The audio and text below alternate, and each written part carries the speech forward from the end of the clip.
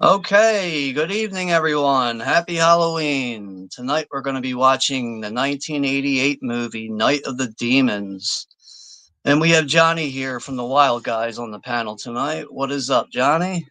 Hey, what's going on, Sean? Thanks for having me on, man. Appreciate it.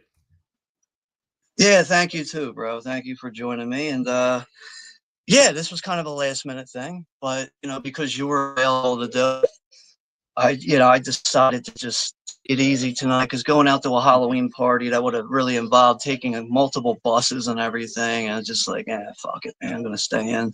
Stay home But and watch a yeah, classic. right, yeah, definitely, 80s classic in my opinion. Hmm. But yeah, Night of the Demons easily, it's just such an annual watch for me every year. I haven't watched it at all this month. That's another reason why I thought it was a good idea to land on this one. So, but Hmm. I really feel like this is the one movie growing up with, going to video stores and stuff. This is really like the one movie that made me want to, well, I can say that Jaws made me want to really explore the whole horror genre. But Yeah. once I started to discover things that weren't so mainstream, like Night of the Demons was really responsible for that in a way. Hmm. And I remember going to the video store, and I remember I actually used to have three video stores in walking distance from me where I lived at. Like, not like one was literally a couple blocks Hmm. away, and it was like it was called Ot Video, and all they did there was develop film and rent out VHS tapes to people. Okay. And I remember when I would go into that store, they used to have a giant cardboard cutout of the actual artwork, Angela's face, and it Yeah. had like red light up eyes in it. It used to creep me out. Like I was so scared of it. Like seeing that in the store, I'd be like, I don't want to get too close to it. Like I would literally like make sure I'm not getting too close to it. But yeah, eventually I ended up, renting the movie off of the shelf and everything, just really based on the artwork. Yeah. And just so many things about this movie that I just find enjoyable. It's a movie that takes place on Halloween night, and even certain Hmm. things in it that just really blew my mind. Like even the iconic scene with Linnea Quigley, with the lipstick going in the nipple. I Oh was yeah. just like, Oh yeah. I actually thought like it wasn't my first time seeing a woman's breast or anything, but I was like, yo, can girls actually do that? Because I was so young. I'm like, wait, girls can stick things inside their boob like that?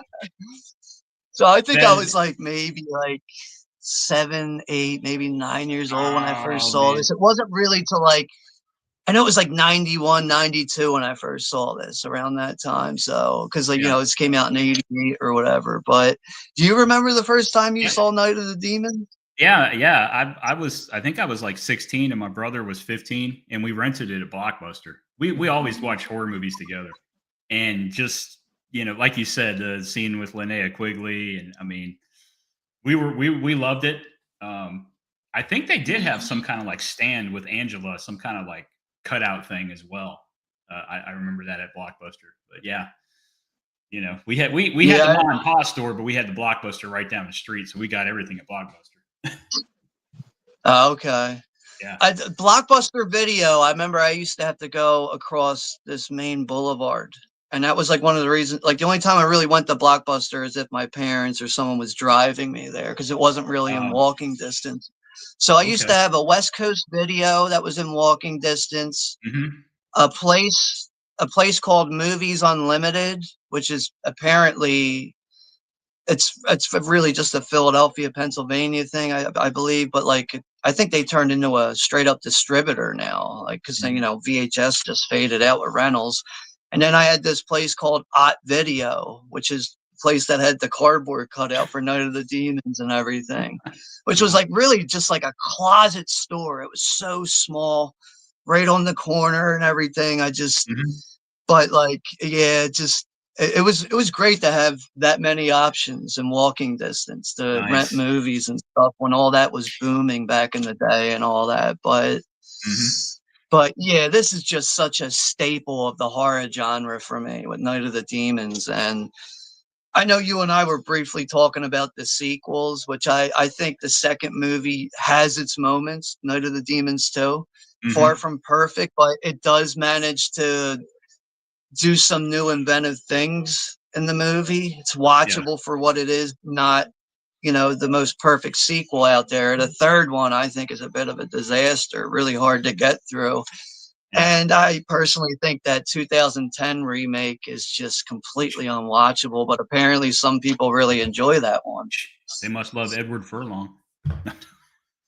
Yeah, Elizabeth Shannon's in it. So I think So somebody the two else. sequels are any of the original cast in the two sequels? Is Angela in the second one or third one? No, it's a whole new cast of people. Oh, Like actors. Angela, the character Angela is in it, Okay. Yeah. and they do have another girl that looks very close and all that makeup and everything. And Oh, I okay. just know Angela turns into a giant serpent snake at one point, which is like, wow, like it actually does look pretty cool how they execute all that, which really does something different. But yeah, those sequels are what they are. I'm not even a big sequel person myself, really, but Yeah.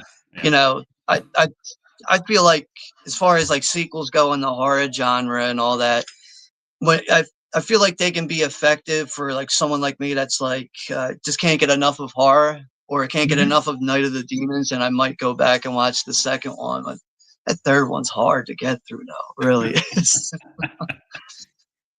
Well, But I mean, yeah, it's Halloween night. yeah. Halloween Like night here on the you're channel, talking and about sequels, like I think we've talked before. I love Texas Chainsaw 2. It's one of my favorites, the way they did it with the comedy and all that. I love the first one, but the second one is great. There's a few horror sequels that have been okay to me, and then there's some that have just been horrible. yeah, like I mean, for the most part, like usually by like a third movie, I get a little like, yeah, I can't do this anymore. Had enough, yeah. But like Friday the 13th is one of those rare franchises where like I love a lot of those sequels. I usually Hmm. don't like anything that goes beyond a third or fourth movie. Elm Street's probably a good example of that. I really like the original three movies. The fourth one has really grown on me, but everything after that is like just Hmm. dreadful. Claw my eyes out. Shut this off already. But Like Tremors. I Right. always like to hear people's opinions on like certain, sequels and such. That's, I like to hear reasons why people, really Yeah. enjoy certain sequels and all that. Yeah. True.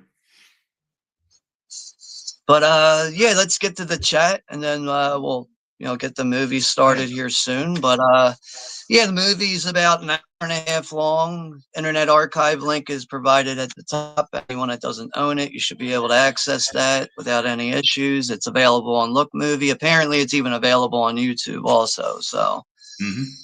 but yeah, we have George is here, the Sailor Outlaw. What's up there, George? Hello, everyone, and Sean. Hey, happy Halloween there, G-Man. We also have Greg Brewers here. What's up there, Greg? And Up, Greg. yeah, I still want to get around to doing the Monster Squad. I know we're not doing that here tonight, but I still want to get that one done at some point on the channel. So I'll find a spot somewhere on the channel to get that squeezed in for us. Yeah, happy Halloween to you too, there, Greg. We also have Anthony Jobitz here. How you What? doing, buddy? Just went trick or treating. I had Wendy's and it was freaking awesome. That's good to hear, man. Anthony went trick Trick or or treat. treating? Like, Isn't he I, like I, 40? I, I saw maybe he wore it his Jason Voorhees mask. I saw he posted a picture Oh, on wow. it's but What'd you go as, yeah, Anthony? that's the cool. Tell us in the chat. What would you? Oh, there you go. He was wearing a Voorhees mask like this. I know that. So I love that one. maybe that's what That one's he cool. wore. Yeah, But that's the part 5 mask right there, actually. very cool. The blue design under the eyes right there. Nice. We so Anthony says he's watching it, but yeah, George over at the Sailor Outlaw. Much better to stay where you're at than to take a chance and go outside. That's like I don't know, like I always like said like over the years I wouldn't be one of those like homebody people. It just stays in the house all the time. But by the time I got to like my late 30s and started going into my early 40s.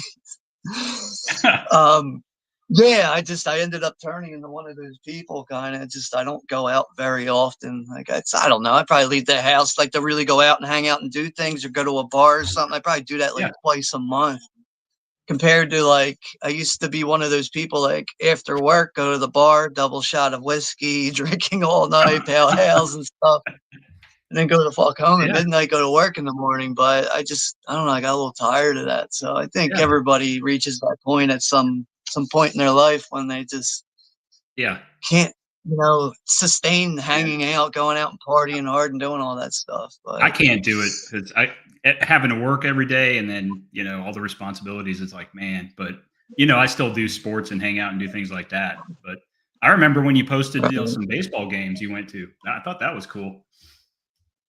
yeah, yeah, I try to make it to like at least like 5+ games a year. Hmm. But like this past season, I only went to 3 games actually. I usually go to like a good handful of games, but ticket prices keep rising. They keep rising and Oh rising, yeah. and it's just like, fuck, man. Like, I mean, as far as I'm concerned with like ticket prices in sports, it seems like baseball out of like the 4 major sports is like the cheapest one to go to. Like, I think the cheapest ticket's like $24 or something like that. Wow. But even the cheapest seats in the house, prices have gone up. They've added Hmm. standing room tickets and stuff over the years to these venues, Hmm. but we have Sue is here from the Bud Files. Hello there, Sue. Happy Hey. Halloween. Thank you for stopping by.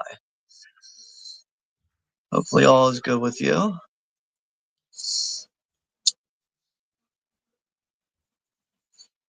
Yeah, and Greg saying, hi, Bob Ross. I mean, the Wild Guys.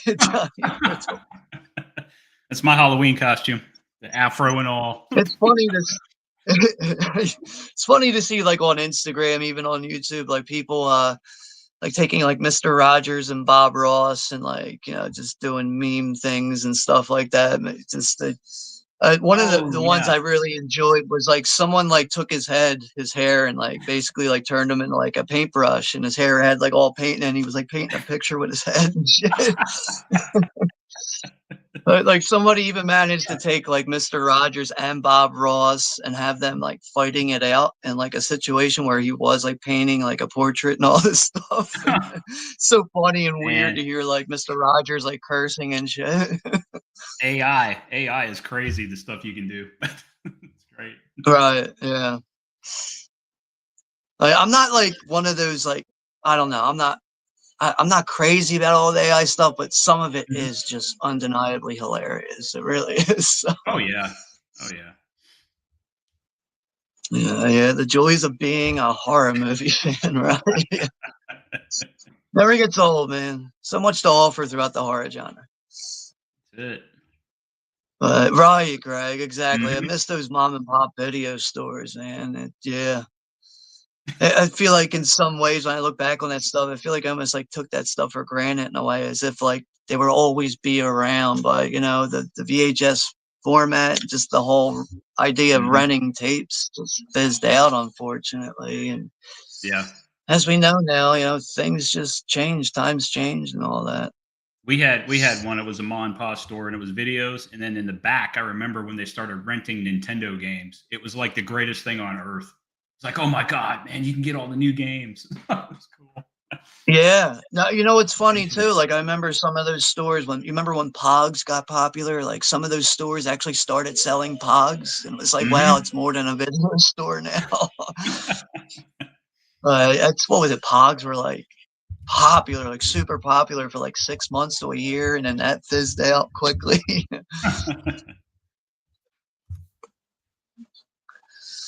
Yeah, Greg saying Night of the Demons 3, and it looks like an R-rated Goosebumps movie.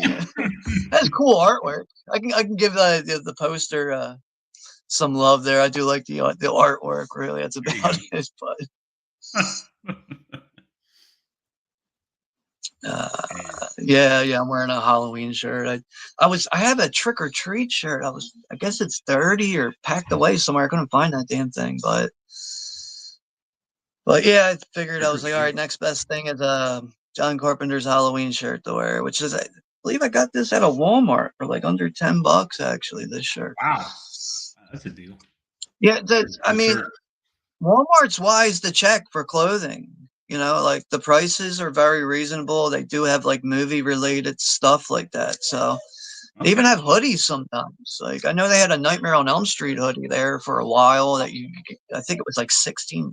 So Damn. the psycho Roy Burns, right?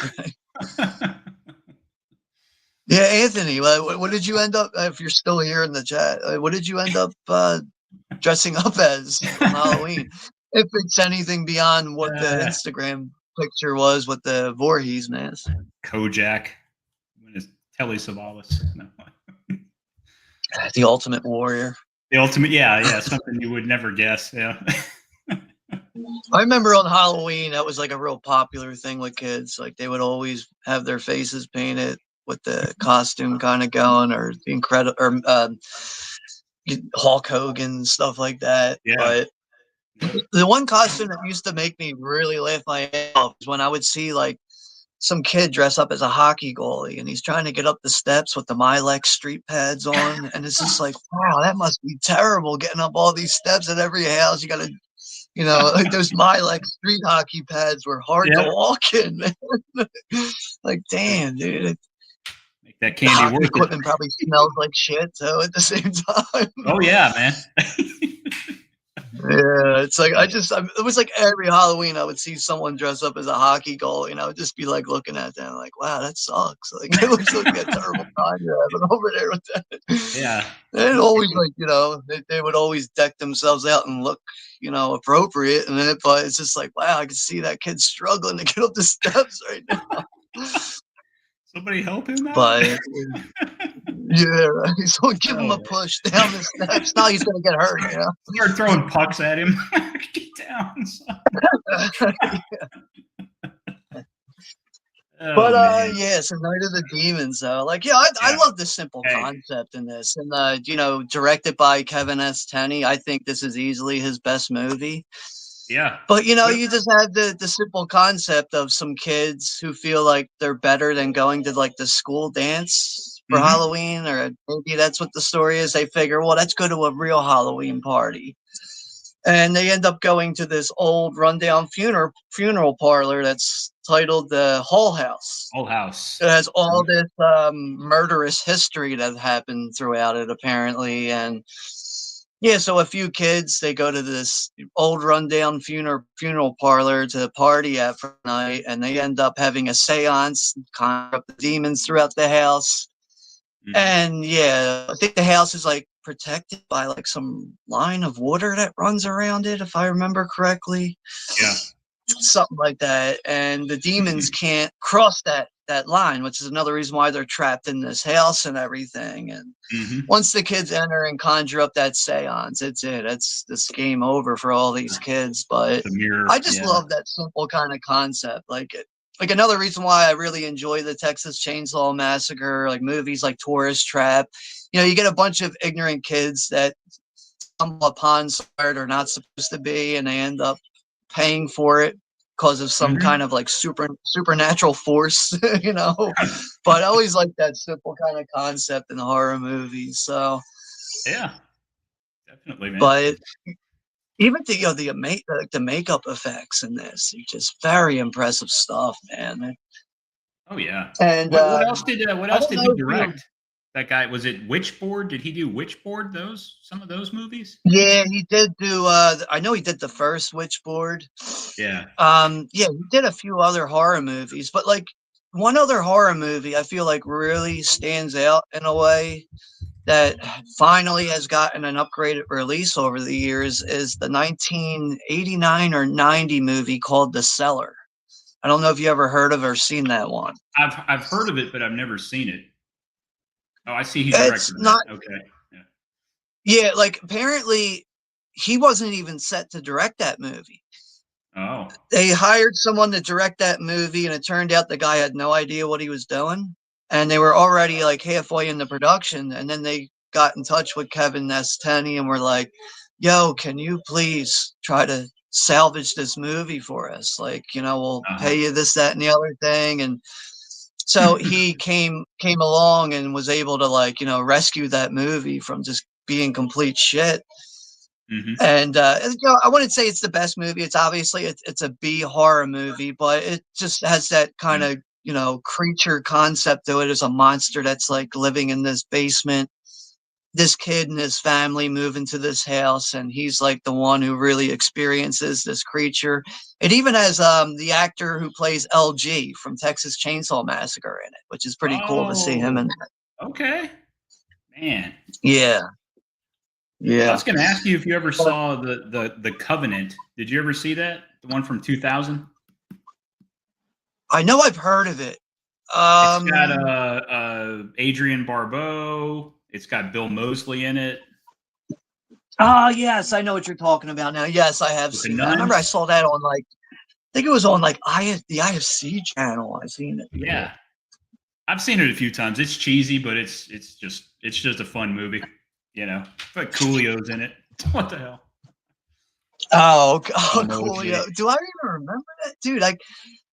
Yeah, I only seen that Yeah, the one time. Remember, on the IFC network, and that was it. Like, yeah. I wasn't super crazy about that one, but Nah, for it's just a that fun time watch. period, Yeah, yeah. it's an art movie for the time period for what it Yep. is. But one I got in the mail today. I'm kind of glad that I got this one, because this was always like available in like one of those like public domain like 50 movie packs that look like utter shit on the screen.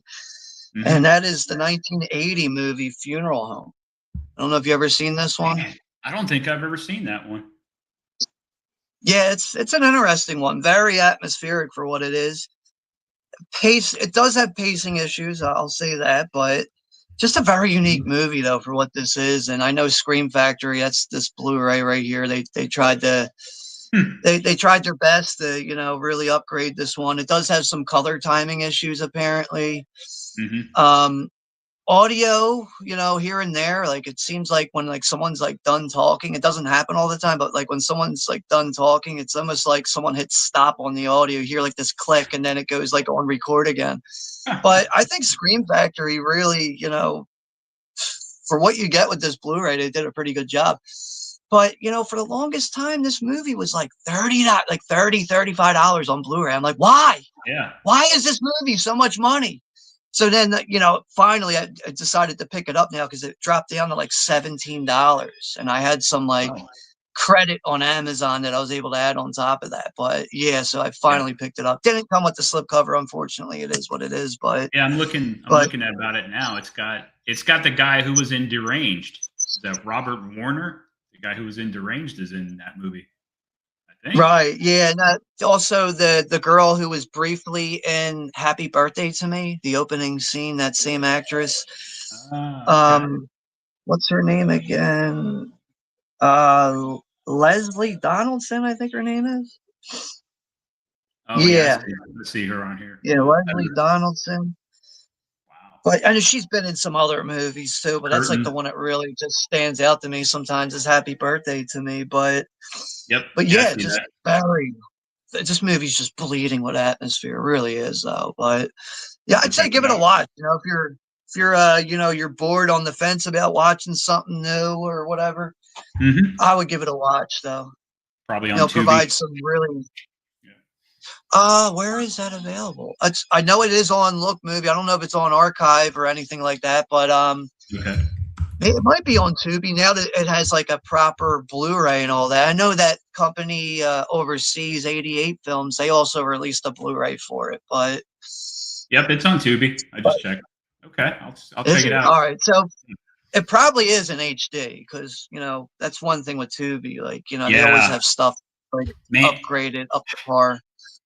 Yeah, a lot of their stuff is bad 480p, but then some stuff is better. I can't even watch some of that old stuff. It's so blurry.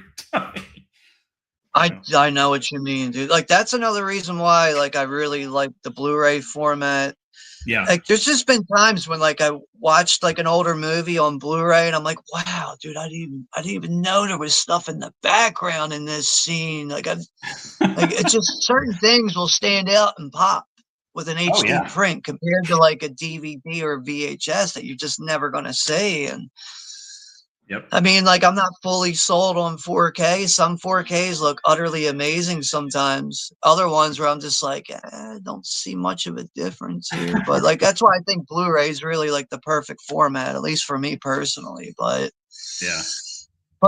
Yeah, that's just give me a minute here. All right. We'll get the movie started here real soon. Give me a few seconds. I just got to step away. I see we got Wild Wrangler is down in the What's up, chat. Wild Hey, how's it Wrangler? going there, Wild Wrangler? Yeah. Happy Halloween. And yeah, we'll do a countdown from 10 to 1. We'll get a 10 to 1 on here soon. So just give me a few seconds and I'll be right back.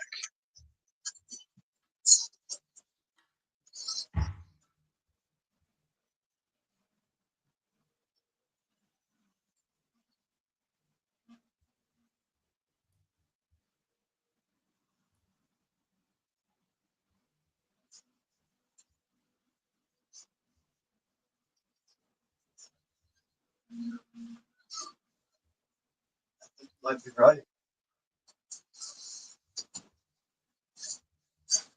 All right. All right. So yeah, you said you're watching this on YouTube, right? Yeah. I think you Yeah. stepped. Okay. Yeah. I'm on YouTube. All right. Throw me. Can you All throw right. me Yeah. on the big screen for a second? I got something for you. I don't honestly. Can't you? I think StreamYard. I don't think that option's there anymore. I think they make you pay for the solo shot. Let me see. Oh, don't Yeah, pay. the only options I see when I hit that, it just Oh. says remove from stage, mute, edit mic settings. Oh. So Okay. I wonder if I yeah, it's can. once StreamYard, you know, Went changed crazy. everything up with like if you want to play video clips, you have to have a like an official account. They Yeah. cut out like a lot of those features, so there's no more solo shit. And yeah, yeah, it's yeah, my head fits on there nicely, doesn't it? Yeah, Yeah. It's pretty yeah, good no, there for you. Yeah, it's a lost scene. There you go. yeah. I was like, I think that says lost scene on there, but yeah, Yeah. that's good enough, you know. Well, it would have been nice to have that soloed out there, Not for you 45 a know, month. yeah. They can kiss your ass. Yeah, like dude, there's a possibility though. I'm thinking about maybe signing up for like the 1 year thing, Yeah. paying into it, doing some Yeah. streams, and then once that time is up, fuck it, that's it, not doing it. So I'm thinking about maybe doing it once we get out of this year and into the new year. We'll see, but Yeah.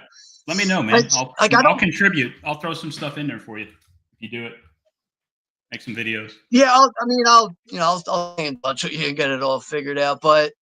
I mean, like, what was I just thinking about? I'm not one of those people that's like, oh, if I don't have video clips, I can't do anything on YouTube. Meh, meh, Yeah, meh. yeah, yeah. Like, it's not the end of the world, but like in a way, it's like, fuck, dude, it does kind of knock some fun out of doing a stream. It Oh really yeah. can.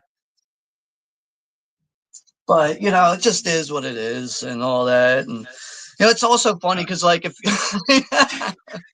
yeah, like if like the first like 5, 6, like it's like the first like 5 to 10 streams on my channel do have like video clips and all that. That's when StreamYard was still letting you do all that stuff. And then what was that? Like I think it was like beginning of July. Back in July is when they changed all that shit up. But happy Halloween. Happy Halloween from the CWO fuckers. The Ghostbusters. It's always a classic. It's a great one. Yeah. So yeah, Wild Wrangler. Yeah, he's familiar with Funeral Home.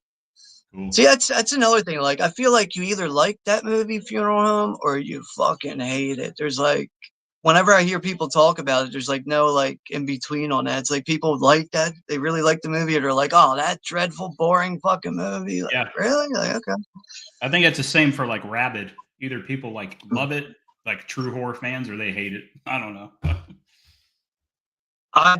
Like when I was like first becoming like a serious collector, a lot of the early stuff from David Cronenberg wasn't doing a lot for me.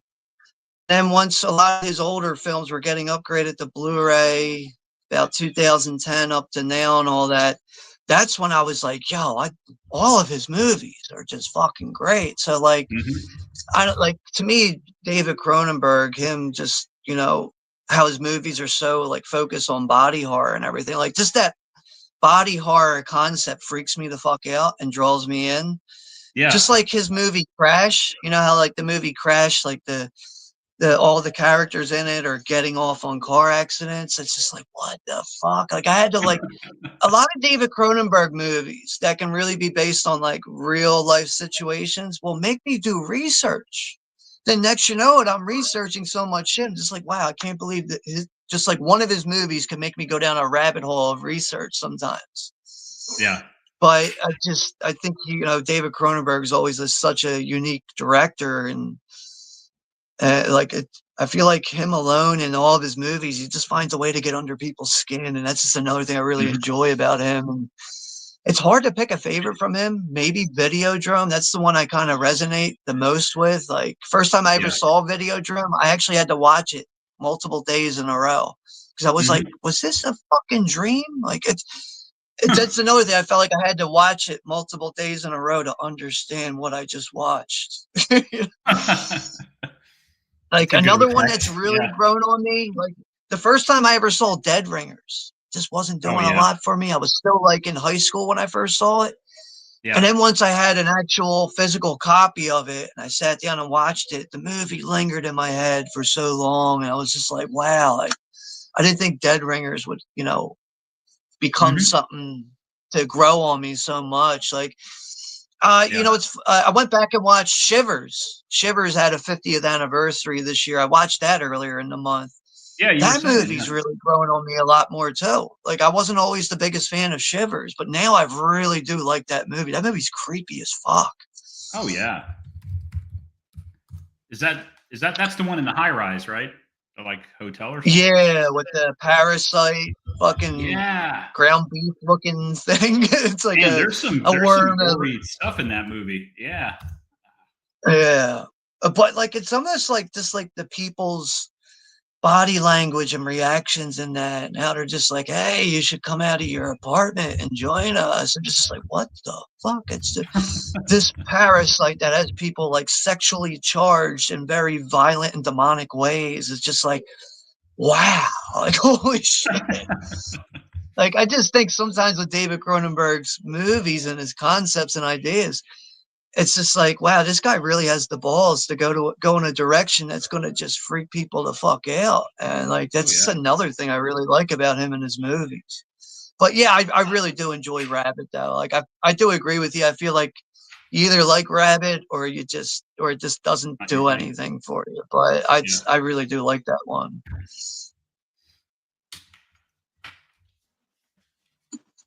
All right, let's get the show on the road here. All right. All right, if you're good to go, we'll do a 10-1. Yeah, I'm ready. All right. All right, 10, 9, 8, 7, 6, 5, 4, 3, 2, 1. Press play, bitches. You get that Paragon Pictures thing in the beginning. Oh, well, MGM owns it now. Hey. So yeah, movie is an hour 30, the unrated cut, which I think is like the main cut that, is out there and people are aware of, but Paragon Arts International. But the opening intro, this animated intro is just Mhm. perfect, man. Graveyard. Yeah. The music is cool. Kind of brings Oh you my God. into it. I think Kevin S. Tenney's brother did the music, something like Really? that. But Oh man. yeah, there's actually a video on YouTube of a group, like an orchestra, did this song. Like they What? did like a live performance of this, like a full orchestra did this fucking song. Like they even had the synthesizer and everything. And I was like, wow, they got a full orchestra playing the Night of the Demons theme. Like I'll have Yeah. to try and find that and link that to you if I can Yeah, that'd find be it cool. again. I haven't seen it in a long time, but like I remember when I first found out, I was like, holy shit, whole orchestra playing the Night of the Demons theme. This is fucking awesome. Oh man. I saw on YouTube a whole But orchestra playing all the Street Fighter music from the game. I was like, wow, that's pretty cool. A whole orchestra doing the soundtrack. Takes me back. yeah, I can see that. Wild Wranglers thing. Yeah, I love the Fly animated series theme song is good. Yeah, Yeah. where I forget where I found that at online, but I found that, added a couple things to it. I was just like, wow, like the theme song, and it makes it seem so legit. I know some people were commenting like, "Yo, is this real?" Like, nah, it's not real, man. The But Fly animated series? yeah, I've never even seen that. yeah, no, it's not a real thing. I uploaded a short for it. It's like a Oh. 30-second short or whatever, where it's like supposed to be like a fake intro to the show. Oh, okay. But yeah, it even has that like late 80s, early 90s like theme song to it. Mhm. The fly is Brundle Fly, the fly. Oh, yeah, it looks like the But music yeah, was by his brother, like you said. Yeah, Kenny. right, yeah. Cool. But just a perfect intro, man. Like that's Mhm. another thing. I kind of wish some older films sometimes would have like animated intros instead of just having titles coming up and a black screen. That I Mhm. think is what pulls people in to a movie is like how well your intro can be. I also feel like if sometimes people have like an interesting ending credits. I because for Mhm. me, I usually credits are rolling, I'm shutting the thing off. But Yeah. if you have something going in the end credits, you're giving me a reason to stick around and watch it. Mhm. But like nowadays, I feel like with a lot of newer movies, you have to watch the end credits because they always have this hidden scene that's going to pop up. What, like all the Marvel movies? I know you don't watch those, Yes. but yeah, they do have some surprise I endings, but I can't even remember the last Marvel movie I watched, but I mean, I do like comic book, you yeah. know, related movies and all that. It's just not my number one go to all the time. Mhm. But Roger. also the I think the punk rock music throughout this is just nailed perfectly for this movie. Obviously, with the a lot of like well the theme and the wardrobe throughout this.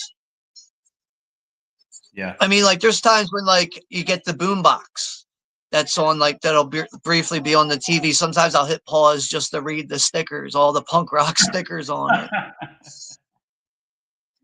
Yeah. Wow.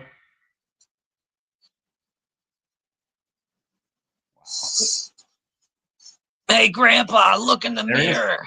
Grandpa. Apparently, from watching the new making of documentary on the Scream Factory Blu-ray, the Mhm. actor they actually wanted him to have his bare ass, and he was like, "Dude, you guys ain't paying me enough to have my bare ass in a movie." He's like, "You want to talk money and all that? Then we'll have my bare ass in the movie. But until then, you're getting nothing but my shorts." That's it. Ah. Wow. But this old guy's He's portrayed great. perfectly, right? Like, Oh, yeah. can't have a more miserable old guy than this guy. You son of a bitch! You whore. It's crazy. You son of a bitch! Uh, Damn whore!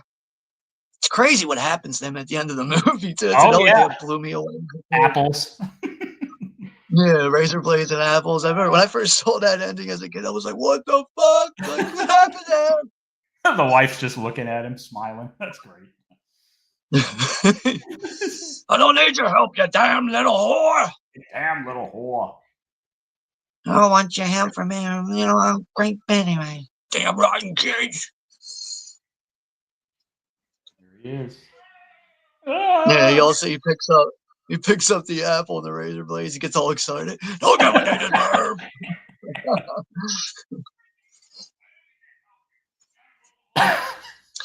Damn little I know whore.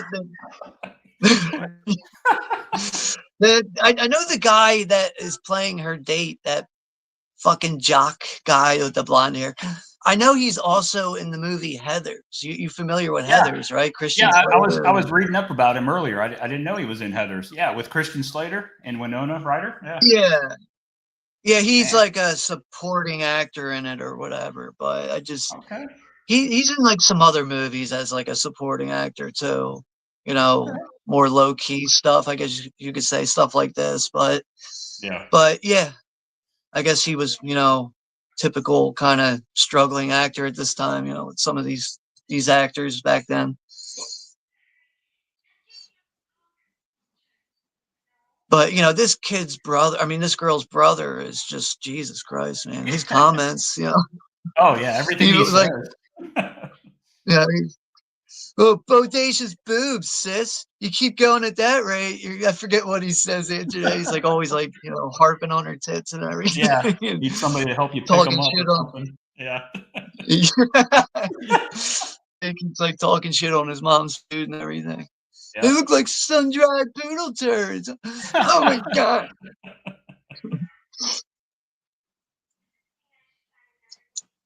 Yeah, Wrangler's watching Halloween. That's appropriate though. Yeah, Gotta that's watch the movie. Halloween, right? That's the one to watch. I ended up watching. I watched Halloween and Halloween 2 back to back a few nights ago, actually. Because that's usually how I like. I like to watch both of those together because Mm-hmm. how the original movie ends, and then the start of the second movie, how it recaps the movie, and then just goes into it. I feel like watching the original Halloween 1 and 2 is just such a perfect back to back movies to do. You keep on growing, you're gonna have to hire someone to tie your shoes. That's the line. He's great. Yeah. And then the one random New York guy, the guy with that New York accent, he has that New York accent and everything. He's Oh gonna yeah. show up at the point, not even invited to the party. He comes off as one of those guys that like you can't bring him anywhere. He's just one of those annoying guys that just shows up at parties. No one likes him. Man. But yeah, Wrangler is going to be watching The Fog. John Carpenter's The Fog after Halloween. That's good night of Carpenter movies, man. Oh yeah. Barbeau's in that one. I don't too. know what I'll be watching later tonight. I might, nah, I'm not gonna watch Funeral. I might watch that a couple more days from now. I might actually, I really want to watch Creep Show too. I might watch that tonight. Actually, really want to watch that one, but I don't know. Plenty of options for me, that's for sure. Yeah. And we got Stacy is here from Acres of Movies. Hello there, Stacy. What's up, Yeah, Stacy? she is saying, congratulations, you're going to the moon. You don't know who is on your ship. To you, you are already up in the sky. What do you want? Their best Jason, Freddy, Michael, Leprechaun, Pinhead. Huh, what? Who do you want? Who do you want with you? That's what I think. All right. Wow. I'm gonna go with Pinhead because he's been in the space along with the Leprechaun, both at the fourth movie in the franchise. So I'm gonna go with Pinhead though. Maybe we can have some interesting space conversations. So Yeah. Stacy's watching The Departed after this. Okay. Okay. Cool. Not much. I know she's more into the drama, thriller, and comedy films. Really, that seems like that's her real go-to with movies and all that. But yeah, it's one thing from just hearing or talking to her, hearing her comment on things. She is just an open book when it comes to movies, all areas, all genres. So Who's he? Wait, who is he now talking about? Zoe Lund? No. what? I was confused who you were talking about. You said she. You lost Oh, me. in the chat, that's Oh. Stacy over at Acres of Movies. That's yeah, it's down in the chat. Let me. Oh, my fault. My fault. I thought it was a guy. I'm sorry. No, it's all good. It happens, dude. She's always here supporting the channel. That's cool.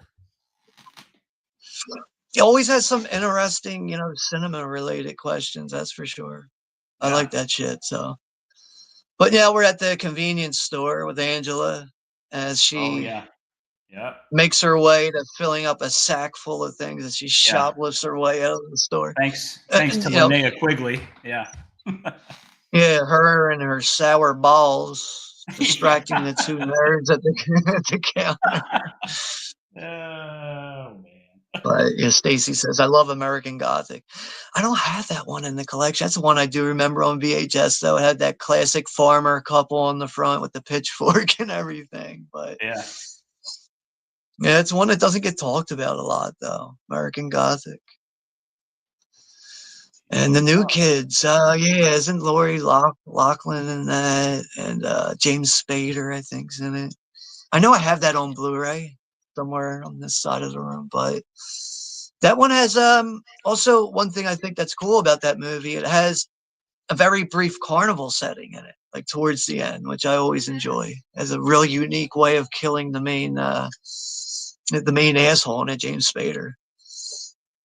You ever see that one, Johnny? The New Kids? No. When did that come out? Maybe 85. I know it's an 80s movie with some familiar faces, early roles from some familiar faces, but it's a good thriller, though. Good You horror said thriller, I James guess you could James say. Spader is in that one? Yeah, Wow. yeah. I'm Okay. gonna try to pull it up, get more info on it right now. But that was a movie I remember finding on TV at a young age, and I didn't see it till all these years later when a company called Mill Creek Entertainment released it on Blu-ray. Hmm. And going back and watching it, just a very, I don't know, to me, just a very throwback, nostalgic kind of movie. Oh, So it's got another one doesn't Eric get talked Stoltz is in about a it. lot. Okay. Yeah, that's it. Yeah. Tom So yeah, it Atkins? looks like Wow. yeah, 85 American teen thriller movie. Okay. But yeah, James Spader, Columbia Pictures movie. But it's interesting, man. It really is. Sean S. Cunningham too, director of Friday the 13th. He directed it. Oh. Yeah, I think I heard of it. They're like brother and sister or something. Lori Laughlin. Yeah. Yeah, they moved to like a new town and they get enrolled to a new school and they have trouble with some of the local kids and Hmm. there's like this one it's like James Spader's character is like the one that's really like you gotta like Oh, yeah. don't get under his skin, he's gonna fuck you up kind of almost like Mark Wahlberg in Fear, kind of like Oh, that yeah. kind of Yeah. concept. Yep. Russell. What's up, Russell? In the chat. Oh, okay, I'll make my way down there. Was that Okay. Russell Collier, I believe? Yeah.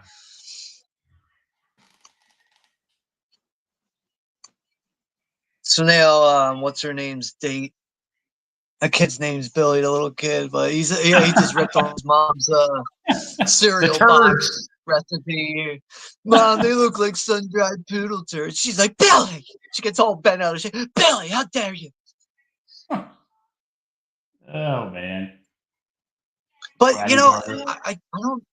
I don't know for sure, but that mother looks like the same mother from Friday the 13th, the final chapter. I'll have to try and confirm that, but it looks just like her. Might be. Also, Good night, girls. yeah, Stacy. Kid. Yeah. I can only imagine like what their father's like, because he's not in the picture. Right, right. The guy with the pig nose, or the punk rock pig costume. Yep. I love how he's always just like dizzy fucking bitch. He just keeps saying dizzy fucking bitch. Yep. Akers is saying. Also, I fancy Larry Cohen's special effects movie. Yeah, Zoe Lyon was talented. Do you like Q? That movie Q with the dragon taking over New York City. That's a fun one. I always enjoyed Larry Cohen, man. Wild, Oh, wild the movies. winged serpent. Cue the winged serpent. That's funny. Yeah, that's Yeah, I it. think Yeah, it it's has Michael. David Carradine or somebody in it. Yeah.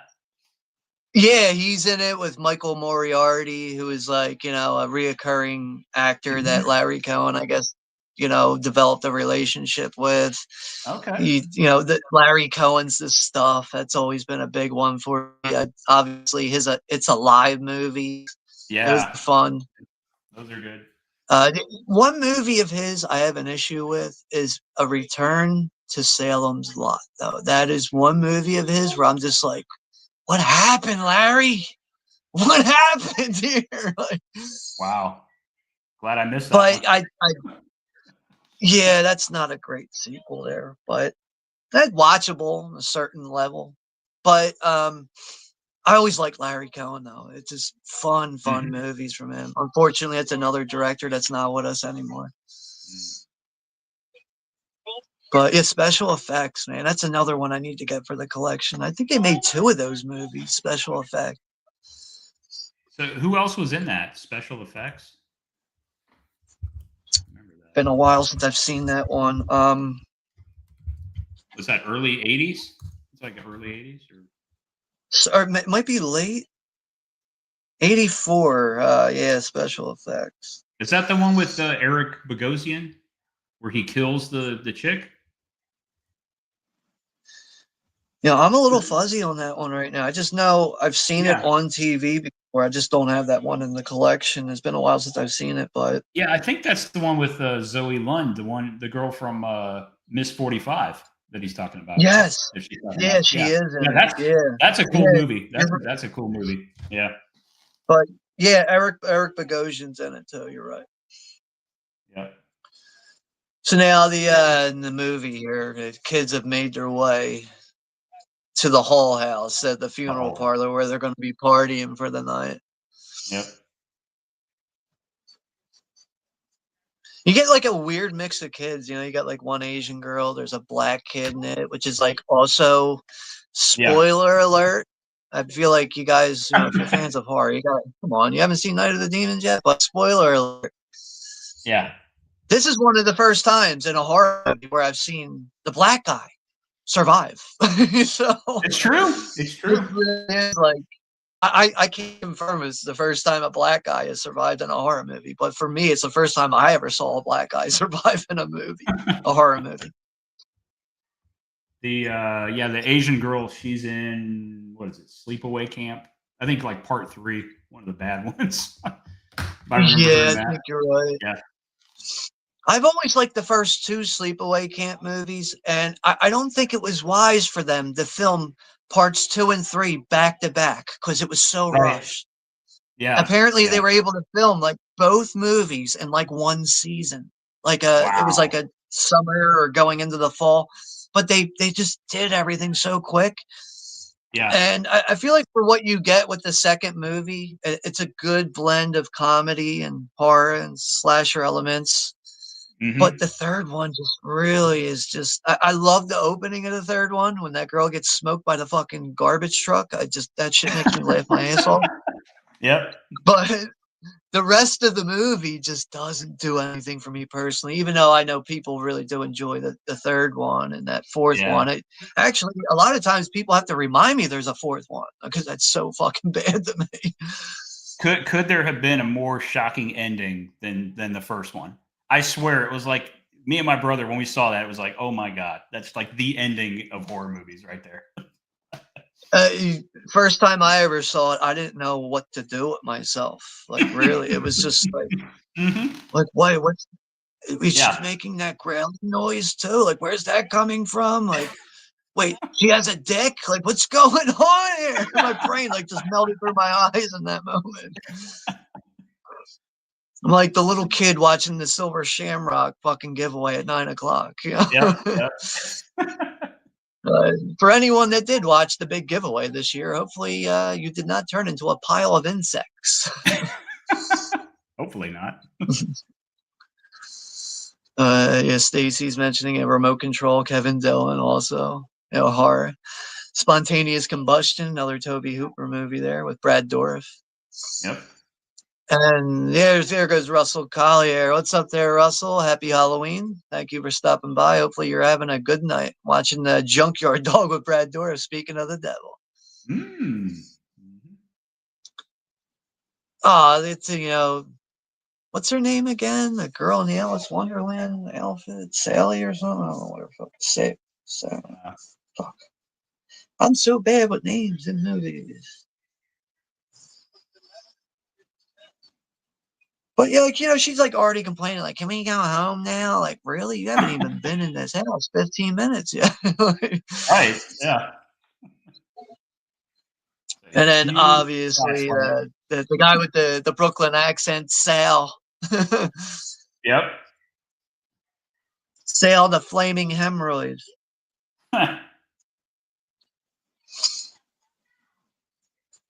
Good evening. J-Bo. What's up, J-Bo? Her name's Judy. That's right. They call her Judy. Oh, Judy. Yeah. Yeah. Alice in Wonderland. Yeah, that's like the whole idea behind her simple costume. Yep. All right, dudes. And dudettes.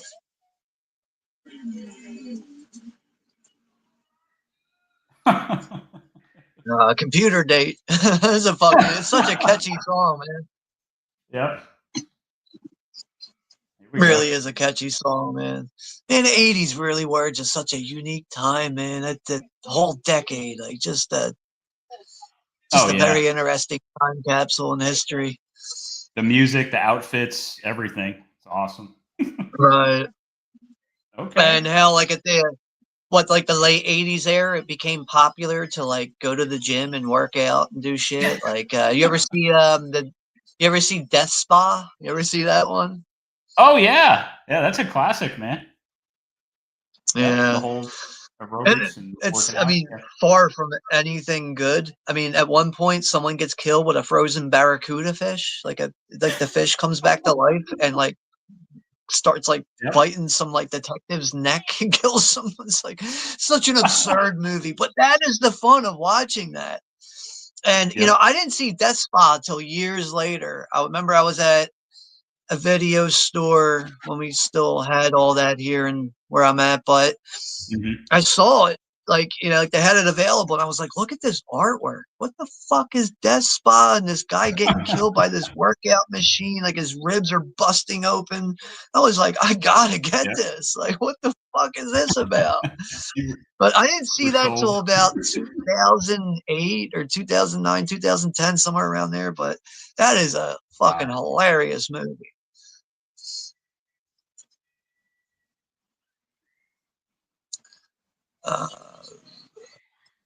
Another question here from Stacy.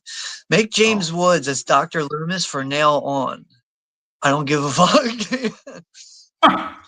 That could be interesting. I mean, I've always been a fan of James Woods. I love him in Videodrome. I even find him, you know, enjoyable in John Carpenter's Vampires. I think he's great in that. Yeah, he is. But it seems like some people can be really turned off by James Woods. At least, I don't know, sometimes it's like if I want to like start talking about if I like James Woods in his movies, I almost feel like I'm like, gotta take a step back. This person doesn't like James Woods. So we're gonna have to get off that topic. Maybe they've only seen him in The Specialist. That's why they hate him. I don't know. Oh God. Or maybe they only seen him in a Casino and how like unsavory his character is in that. He is like the worst dude in that movie. Yeah. Computer day. They're dancing. Oh yeah.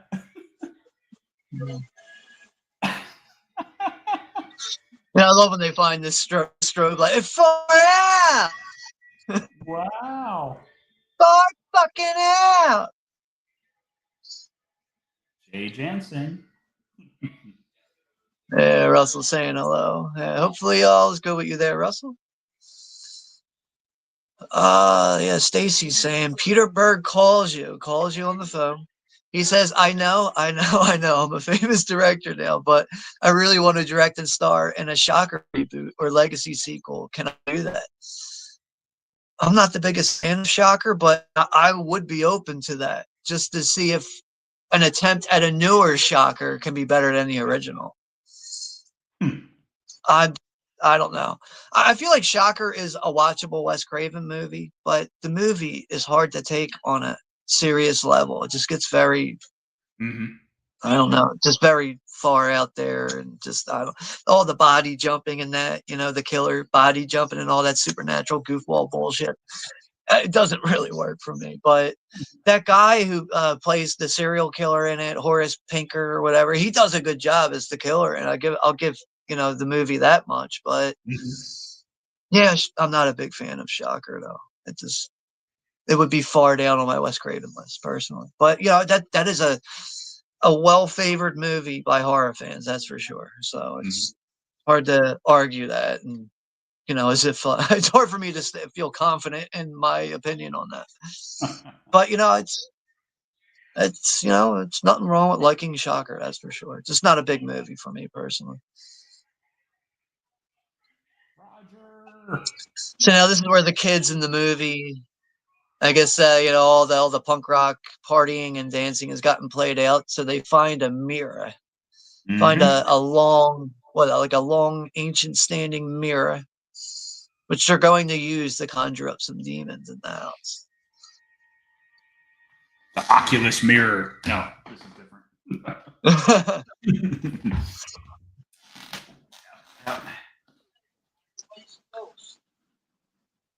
Did you like that movie, Oculus? You know what? Yeah, it's not bad, especially for newer horror. I know I have it in my collection.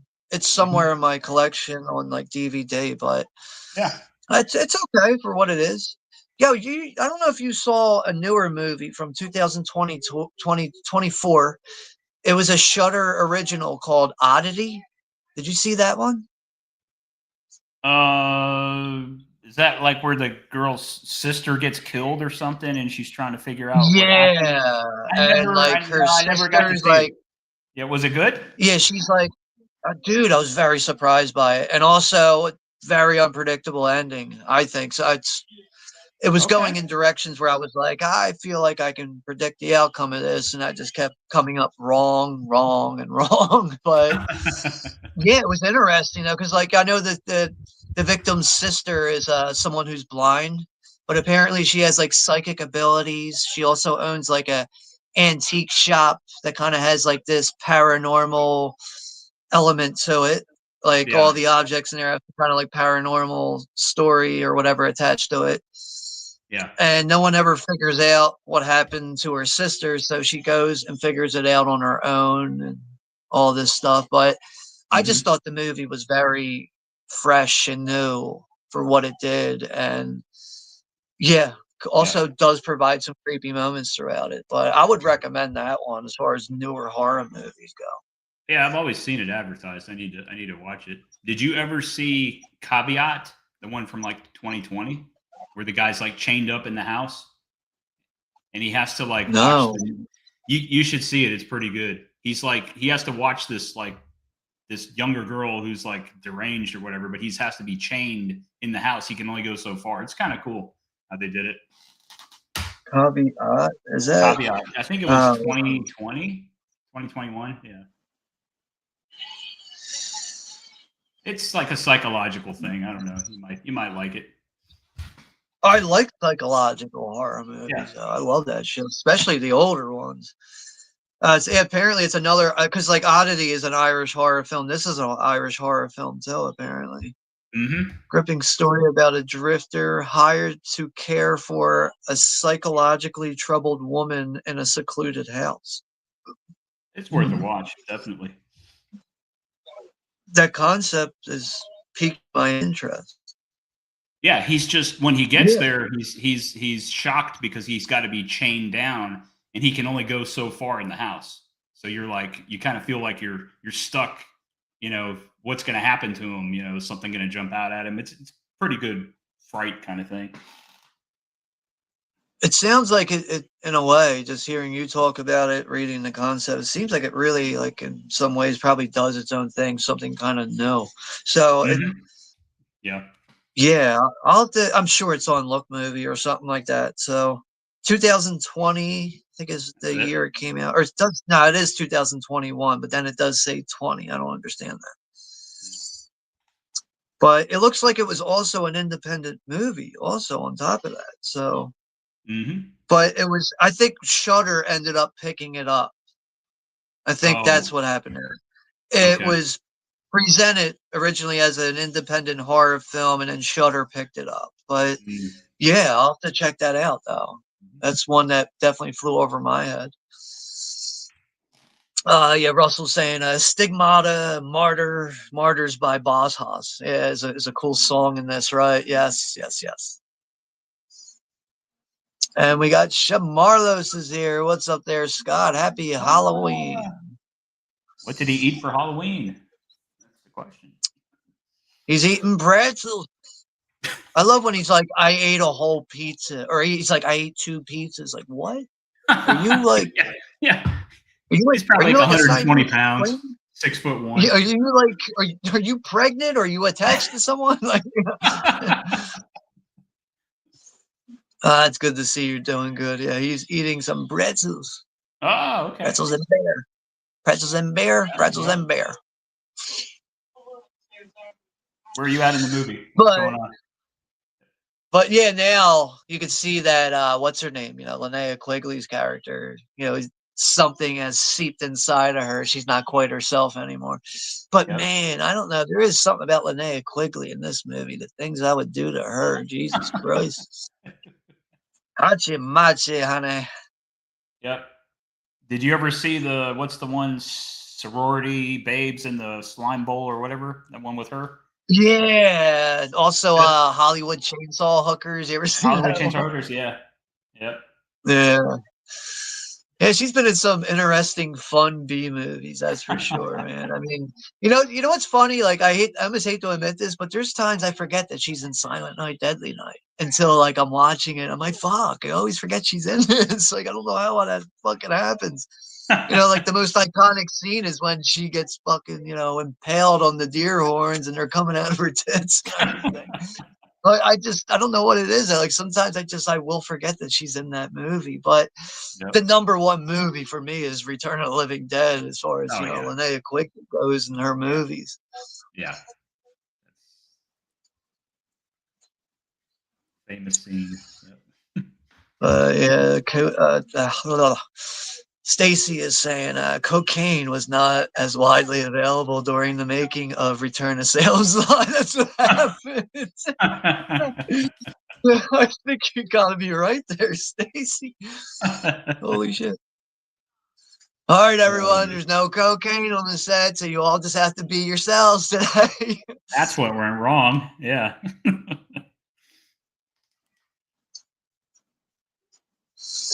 This is where Angela explains the difference between possession and being haunted by something. Oh, yeah. Dizzy fucking bitch.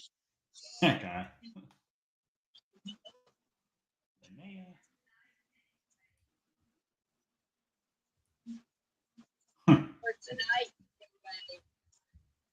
Yeah, it's like no one takes notice of the difference in her voice. Yeah. I know I would have. If I was there, I would have been like, you okay? Something seems a little different over there.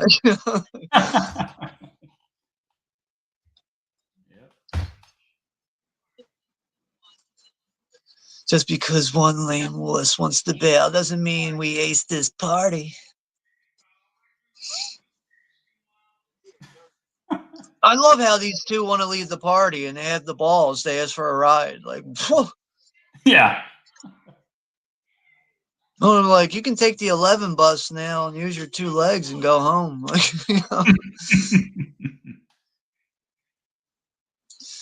But I mean, I don't know. I almost feel like for me to even be at a party like this, I would have been like, how many people are coming? 8? There's going to be 8 people there? Like, because it's such a small crowd and everything. Yep.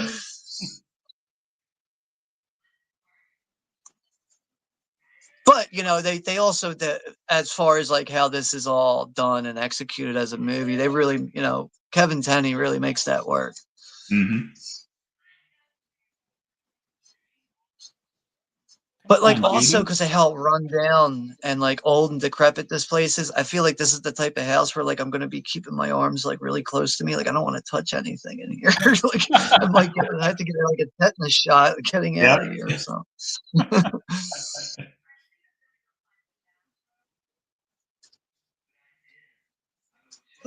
Yeah, Stacy's saying Larry was terrific. Yeah, Larry Cohen was terrific to know and interact with. Also, Toby Hooper. One of my favorite things from Larry Cohen really was how he collaborated with William Lustig on the Maniac Cop movies. Those movies are so fun. Even the third one, as bad as the third Maniac Cop movie is, I still love watching. That's so enjoyable. I don't know if you've seen those movies, right? You ever, or at least the first one, Johnny? Maniac Cop movies? Uh, is the first one with Bruce Campbell? Yes. Yeah. I've seen the first one and maybe the second one. I've not seen the third one. Is it like a fun, cheesy movie or what? William Lustig started out directing it, and Yeah. something happened along the way where he walked off the project. Someone else had to step in and finish it, and you can see when the movie kind of takes a shift. Oh. Okay. It's like, wow, like what happened? But there's Yeah. such a cool scene in that movie when the Maniac Cop picks up a flaming arm, or no, it's one of the cops. I think he like picks up like a flaming arm to light a cigarette with.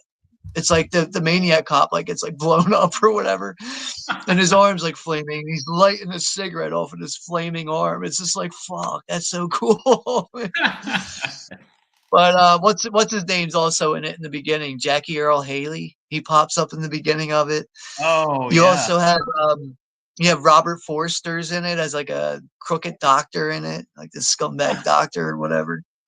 Yeah. But the movie, it's enjoyable on a non-serious level. It's just Yeah. one of those type of movies, but it's just unfortunate that something interfered with William Lustig to get his Yeah. vision out on with that movie, and he walked off the project apparently.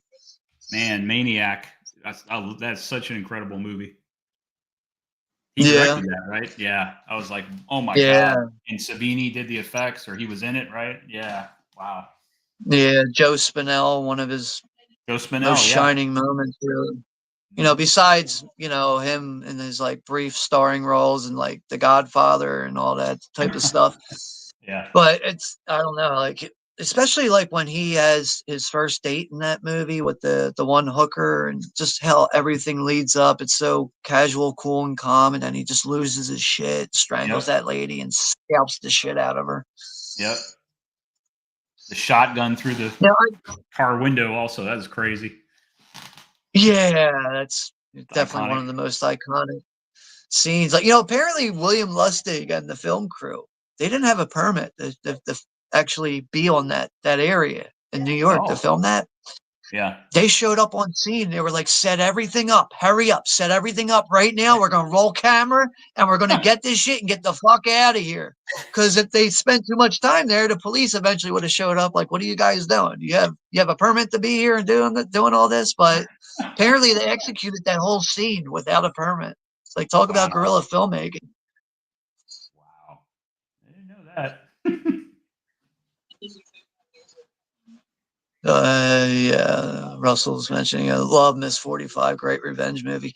Oh yeah. I almost have trouble picking a favorite Abel Ferrara movie, but it usually is like I find myself in competition with like Miss 45 or Bad Lieutenant. It's like one of those two is Yeah. really hard to pick What, number one out of those two, but Abel Ferrara gave us so many great cinematic movies. what did you think of Uh, Driller Killer? Is it just too weird for you or what? It's okay. And it's another thing I think you have to take into consideration with Driller Killer is, that was a student film for him. He was still in film school with that. Oh. But, for like how he executes some scenes, like I know that iconic scene when the guy's getting the drill in the head. Yep. Probably not best to watch that movie on Blu-ray because some of those effects kind of stand out a little too much with the clarity. But yeah, like I think that movie is like a great example of watching video nasty horror on VHS. Like Driller Killer, I think is a bit more effective on VHS compared to Yeah. watching it in HD. But the movie's okay. Like another thing I find very authentic about it is like the character development and interactions throughout. It's just very realistic. And apparently those characters in that movie were people that he went to film school with. Abel Ferrara, like, he's like one of the main characters in it too. But like everybody in Yeah. it was like friends of his that he went to film school with. The bums? Oh, okay. Well, yeah, I'm sure. Well, maybe he knew them by fucking flipping coins at him every day. I don't know that for sure, but But no, like like the roommates that he lives with in that movie or whatever. Oh yeah, yeah. Like there's like one girl like constantly walking around in her underwear or whatever. I'm sure that was like someone he went to school with or something.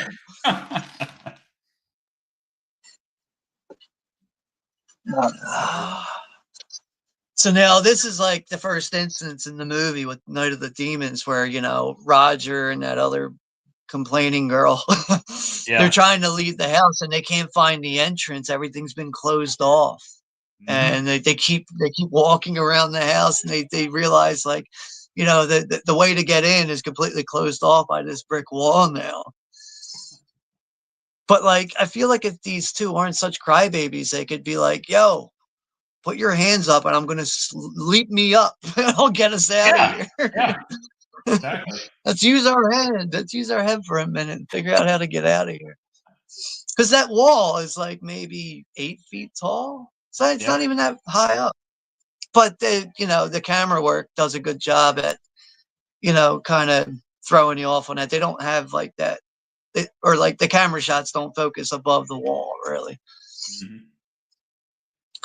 But yeah, Roger, the black guy here, dressed as a pirate, gets all freaked out, and he's It's in the car. like hiding in an abandoned car now. Yeah. Meanwhile, by J-Bo and Judy are getting it on in the nastiest crematorium basement ever.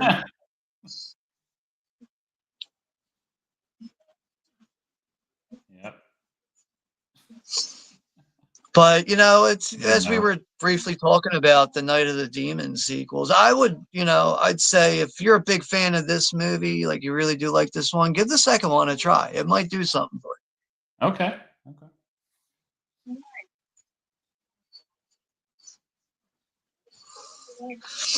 Yeah, we got a couple people in the chat, but realistically, if I could have went to a party tonight. Said why I didn't do all that and like taking buses and doing all that, but like, Yeah. I, if I had like my way, like a real way of getting out and doing something tonight, I'd rather be out partying with people than sitting online doing that. So Hmm. the chat should be thin here, Normal. or like, Yeah. it's people have certain movies that they want to watch on Halloween and all that. That's, it's very Oh yeah. understandable. So.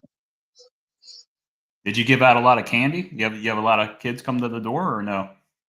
Yeah, they Your they neighborhood? always seem to start early here where I live. Like they started Yeah. showing up at like 6 o'clock, and once 8 o'clock rolled around, that's where it got thin. And yeah, there's no more candy to give out. So of course my dog was flipping out the whole time. She's not used to crowds of people coming to the house, so she's like, my dog was acting like we were under attack, barking and shit, running around, coming up to me like and breathing heavy, running to the door, coming back. I'm like, Jesus, calm down, Lily. Gonna be okay. Yep. Oh, here we go. But apparently, the guy who did the effects in this movie with Night of the Demons, I think his name's Steve Johnson. He was actually dating Linnea Quigley at the time when they were making this movie, and he was the one who did Oh. the full body cast on her. The cast, Oh. the Yeah. yits and everything, the iconic lipstick scene. Yep. But yeah, they do a good job of transforming someone's face, making it look all weathered and aged and everything. Mhm. Stooge, Stooge. such a fucking asshat he is.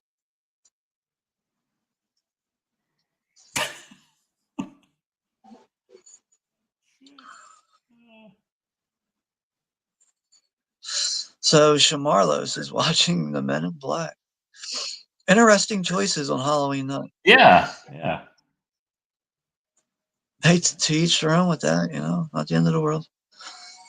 At least you guys are watching movies, period, right? Yeah. Doing something with your time. Pretzels and Men in Black. There you go. Stacy's got another one here for us. You are stuck on a roller coaster 2 weeks. For 2 weeks, what horror comedy would you select to watch whenever you want? Horror comedy. Wow. I'm gonna go with street. I'm gonna go with Street Trash. 1987 Street Trash. I gotta go with that one. Oh man, I remember first time I ever saw Street Trash. was towards the end of my high school years, and I was blasted out of my mind smoking weed with friends. And it was just like, wow, I didn't know this movie existed. But apparently it was always on the shelf. My VHS, like my rental stores, it was always on the shelf. I just always overlooked it. But that artwork is so iconic with the guy getting sucked down in the toilet and everything. Mhm. Yep. I mean, that is such a fun fucking movie right there. Street Trash. So now we're coming up to the iconic dance scene for Angela Oh here. It's going yeah. to be coming up very soon. Oh, did you watch the remake of the Street Trash or no? Was it I still Australian haven't one? seen it, and I still haven't seen the remake along with Toxic Avenger. I still need to see that, but like, it seems like it's a real mixed crowd of people. I hear like good things about the Street Trash remake, and then I hear how terrible it was. I guess I think I've seen the original, but it's been so long that I enjoyed the remake. It was like, wow, the effects are cool and the way people are dying. It was just a fun movie.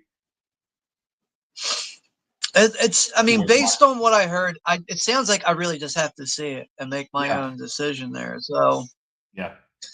yeah, I really do want to see that, and then the new Toxic Avenger too, which really surprised me with the choice of casting throughout it with actors. I was really surprised to English. see who's on that list. Yeah, Peter Dinklage, what's his name? Elijah Wood, I think, is involved or whatever. Wow. But yeah, Mm. the song that Russell Collier mentioned is on now. The Boss Haas Mhm. music that's being played at. Mm. You couldn't have picked a fucking more appropriate, better song for this scene. And of course, Sale thinks he's this lucky motherfucker right now. It's getting a script he's going for him. Yeah. But although He's a with him lucky and man. everyone else in this movie, you're gonna have to learn the hard way. You ain't having a normal night here.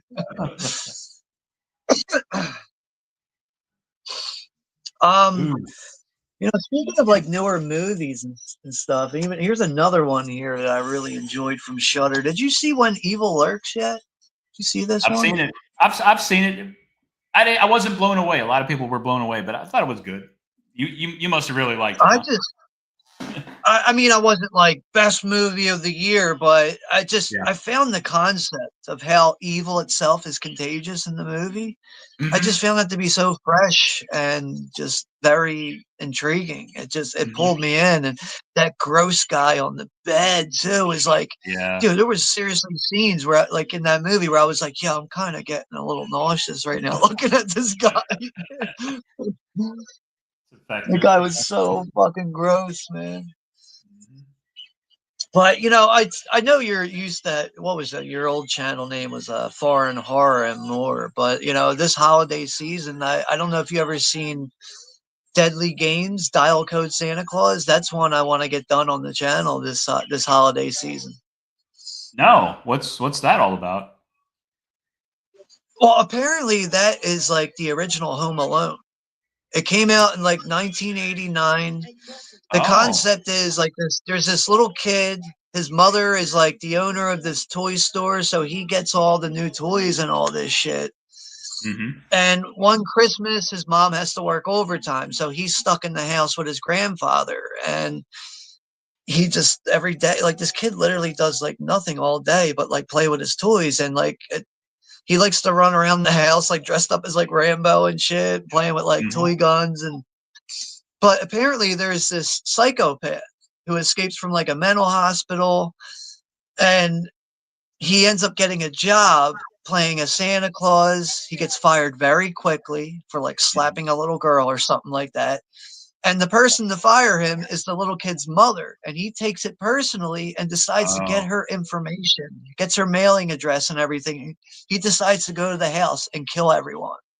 So it's Oh. like almost like Home Alone, but like the horror elements are there compared to like what, there's no horror elements in Home Alone. So it's not a But comedy. the whole Okay. it's also a French horror movie too. It's everything is in French, but Oh. very interesting horror movie. That's like one of the reasons why I bring up the movie. It is a foreign horror movie. But yeah, that's a movie I want to try to get done on the channel for the holiday season. I'll have to check it out. But I'll come out for that one. I Yeah. think you would enjoy that one. Like I'm pretty sure it's on Look Movie. I think it's available in some other areas. I'll see if I can find a link for you to watch it. I'm sure you could figure it out. But Yeah. yeah, highly recommended horror movie, dude. Very just unique in what it does. But that's also a movie I've never done like a stream for or anything. So it's like another reason why that's on my radar. And I don't really do many foreign horror movies on the channel because of subtitles. You Yeah. know, I just, me personally, when it comes to subtitled movies, I don't think they work great for watch parties because how are you supposed to focus on dialogue and everything when you got to pay attention to chats and everything? But it's, you know, regardless, it's still a movie I want to do. And, you know, besides that, I still want to try to do some other foreign related movies and stuff like that at some point. Yeah. Deadly Games. Russell said he But liked it. He loves it. That's the one you're talking about? it's such a, yeah, it's such a fun movie. It really is. But yeah, Russell is mentioning the one comment that'll piss off Texas. Yeah. Angela's cross earrings are the right way, but when a demon is, you know, is around, they go upside down, right? Oh. That is like it's almost like an Easter egg in the movie. You kind of have to be paying attention very closely to see that, and notice it, or watch it multiple times to notice that. But that is such a cool element in the movie here with Night of the Demons. Yeah, she uses that when she bites Stooge, right? Yeah, with the pig outfit. But for some reason, when I used to stream with Texas and Russell would mention that, I want to talk about one annoyed person. Jesus Christ, dude, relax. It's just a comment. For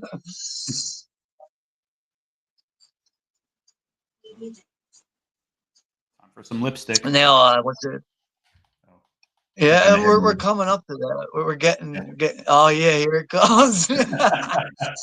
Oh man, I'm telling you, man. When I first saw this as a kid, I was like, "Wait, can women do this? Like, you can put stuff into your nipple." I was just way too young when I saw this. Oh man, I was like completely like just blown away by what I saw with this. And whoever came up with this idea, whoever conceived this in their fucked up head is just what a brilliant idea, man. Maybe it was Steve Johnson, the effects guy. Maybe he was like, well, you know, I can still make the nipple look normal and pop something into it. Like, you know, maybe some lipstick. Maybe that, you know, I don't know exactly who came up with that idea, but seeing that, I was just like, what? You gotta be fucking kidding me. And of course, J-Bo walks in at the right time, I guess, depending on how you want to look at that. Yeah, so Suzanne's got her Yeti parties.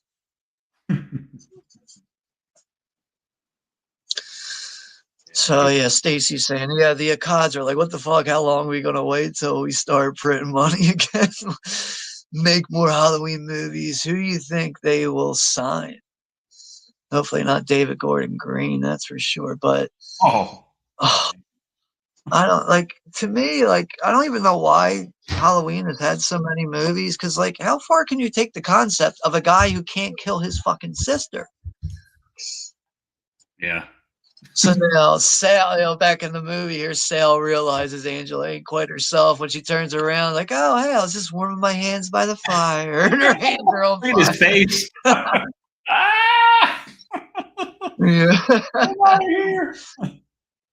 Oh man. Who do I think they will sign now? I don't know. That's a good question. Probably someone at Blumhouse. I don't know, because I think that's who really is in charge of all that, right? Universal, Blumhouse, or whatever. I don't know.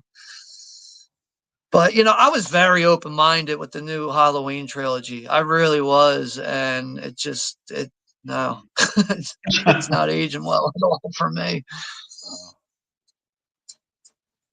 There's Roger hanging out. Like, how do you feel? Like, I know you don't like Halloween Ends, but like, do you like any of those newer Halloween movies?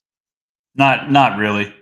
The original 1 and 2 just were just, when I think of Halloween, that's what I think of. Yeah. You know, I just can't. Like, I remember I remember Halloween 2018. I saw it on Hope like opening night. I was like, Hmm. convinced like I was one of those people that the hype got me and everything on it. Hmm. And it sucked having a theater full of assholes and kids talking the whole time. And I felt like that night when I saw it, I enjoyed it. And then going back and watching it, I was like, wow, there's so much fan service in this movie. It's Hmm. overbearing. Like it Yep. didn't hit me on the first watch, but going back and rewatching it, I was just like, man, this movie's kind of dreadful, man. Like, what the fuck, man?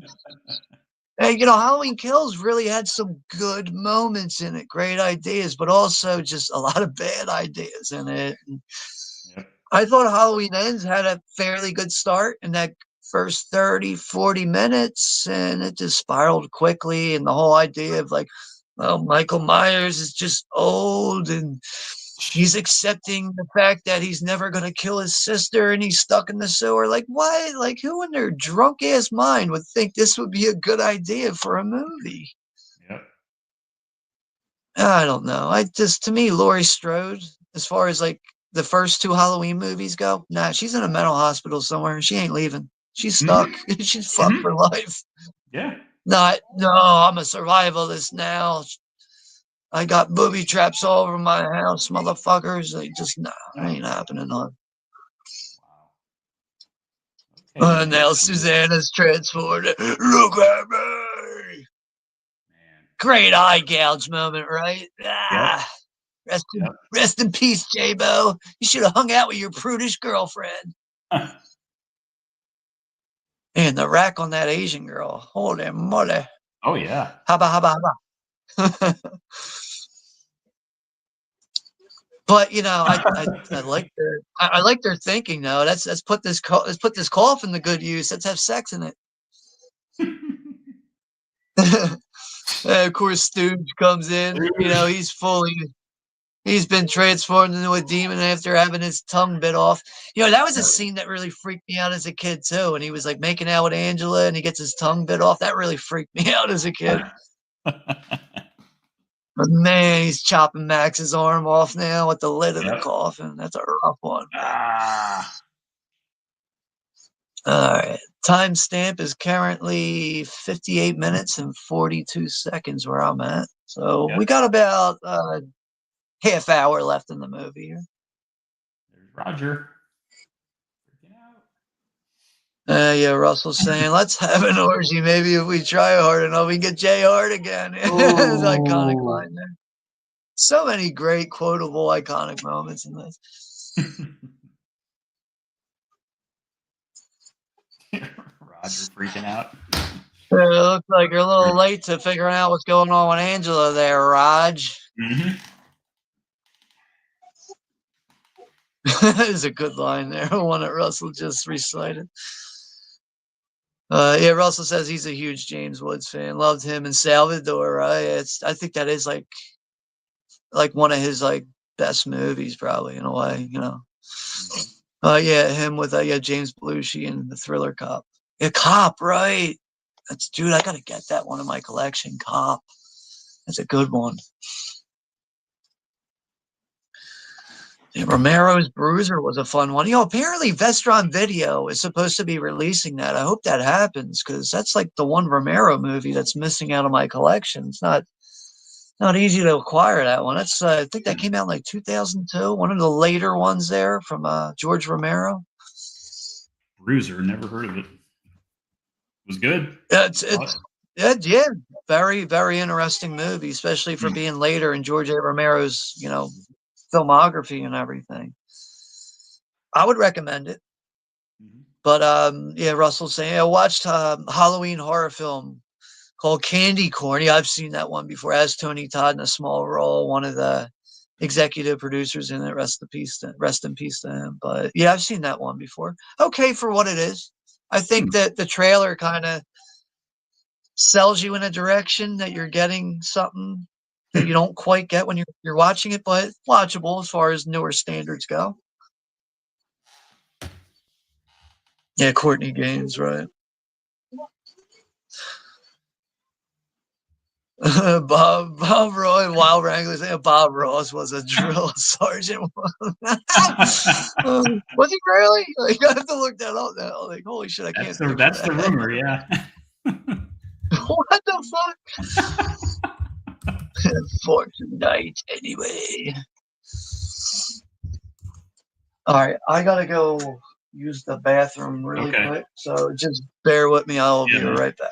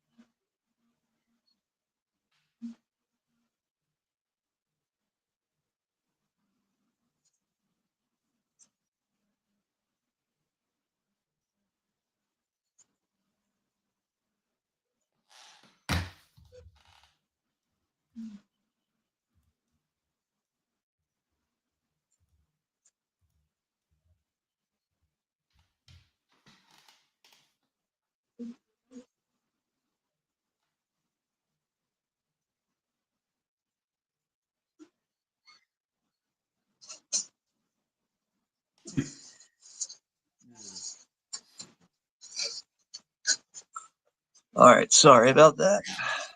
That's all good. Walk in right on the scene. I'm sure if we try it, maybe we can get Jay Hart again. Oh yeah. This is when yeah, the Brooklyn guy gets chucked out the window. Yep. Run, Judy, run, see Judy, run.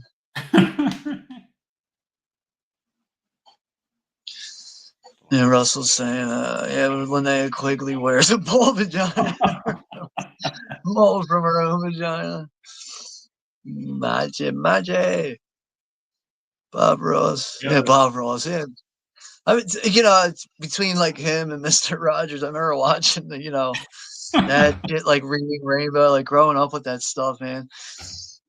There's just something about Bob Ross's like cool calm demeanor that can be like very like soothing and relaxing for you, especially as a Oh young yeah. kid. Like He he could like he put he you to was sleep in a good way. yeah. He was like ASMR before ASMR became a thing. His voice.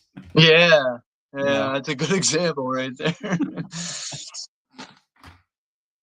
Oh, this is a cool scene here with a severed arm Yeah. lunges at Judy here. It's executed very well. Yeah, she kicks that shit across the room. Manages to get no blood on her. Coffin opens up. That's great. Yeah, they come out. Yeah.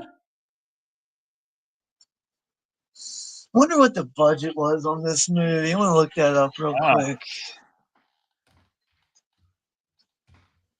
Because it's not like they had to do a whole lot to the house, And Right. like, when they're pulling up to the house, like the funeral parlor, it's supposed to be like a mansion-sized house. But like once you're in it, it's like, oh, we're in a shoebox, The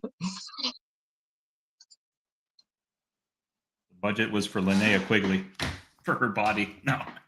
Yeah, probably Yeah. the highest part of the budget. Yeah. Ate up all the budget.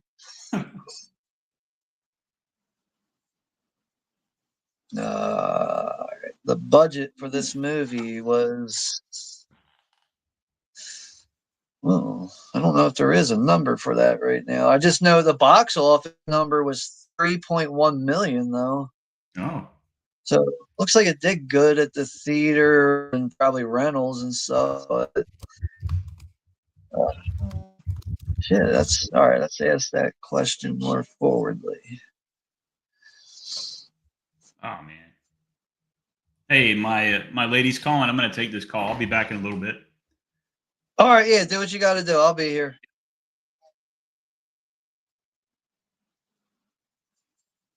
Damn, what the fuck?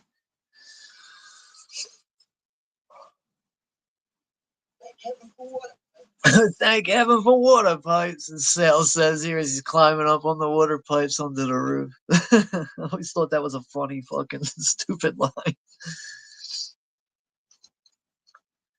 The budget for Night of the Demons. Oh wow. Okay, so apparently the budget was 1.2 million, and it pulled in 1.3. Like, whew, just barely made some money off of it, but different times back then, right?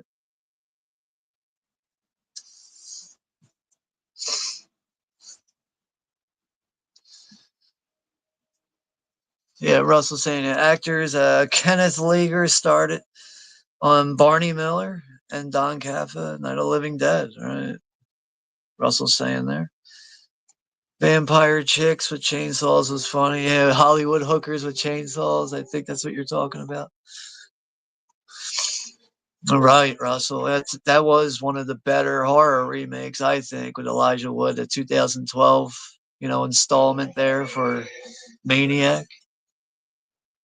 Even the opening of that movie, the first victim, when she's screaming and she gets stabbed like in the throat or the mouth or whatever, and then he scalps the shit out of her. Man, I didn't think Elijah Wood was going to have it in him to really, produce a convincing Maniac in that movie, but yeah, he does a great job in it.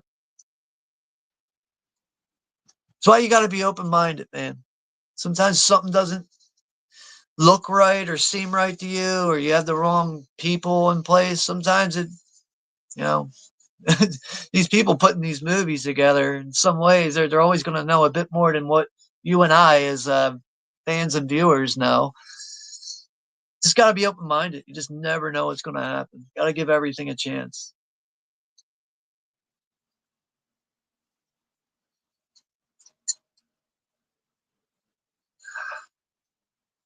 Yeah, that's probably one of the bigger Abel Ferreira movies right there. Russell saying, I love Driller Killer, and yeah, King of New York, Christopher Walken, man. Lawrence Fishburne. That is a good one, man. Russell saying Sharktopus versus Werewolf is so trashy. Oh, man. It's like Susie's trying to dodge her way here from meeting up with demonic stooge. Street trash is so trashy. So fun, though. Wrangler saying all aliens and Men in Black are wearing costumes. Good choice.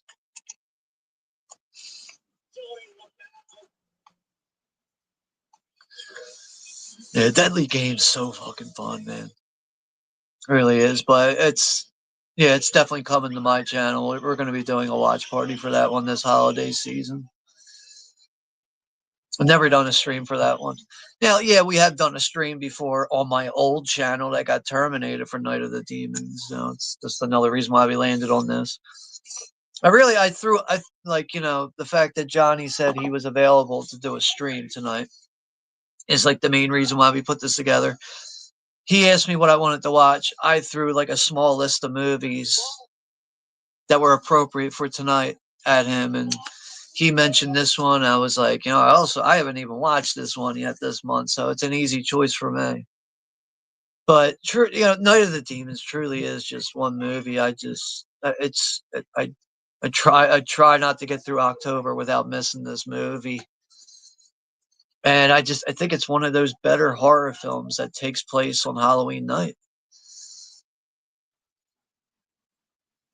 And there's Sale. Obviously he fell a couple stories to his death, Mr. Brooklyn there. Then Judy, and that's what the hell, I got the names mixed up.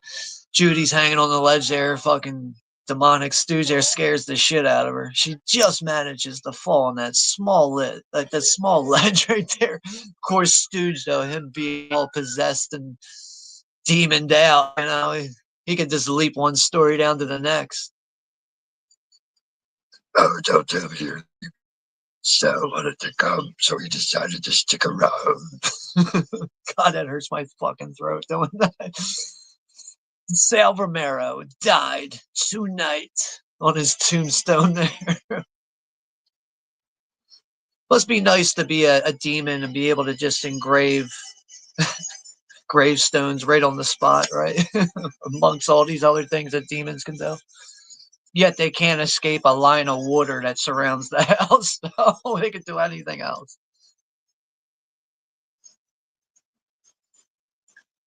Russell saying, I remember even Jason and Freddie were kids once too. Yeah, I love Mikey over the Good Son. Yeah, oh man, going back and watching the Good Son. That's a movie I grew up with too. I think there's some things, instances, and situations that happen in the Good Son that just haven't aged very well. Like also with the fact that like Macaulay Culkin's character is just allowed to leave the house in the middle of the night and go walk to the hospital down a highway. Like what? Small things about it that doesn't take full effect on it. The movie still, to me, is very nostalgic. I think I was about like 10 years old when that came out. And I still like to revisit the movie. It's just there's certain things that happen in that movie. Sometimes it's just like, did they really think this part out very well here? I don't know, but I still think it's even for being like a more mainstream movie. I like it though. I like it for being like a killer kid type of movie.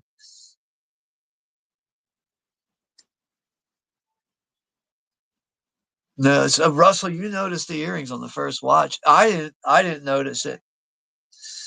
I can't tell you what. I just know it wasn't on my first viewing of this movie. It took like probably a few watches to realize and see those earrings go up, with the upside down cross. But yeah, eventually I figured it out on my own.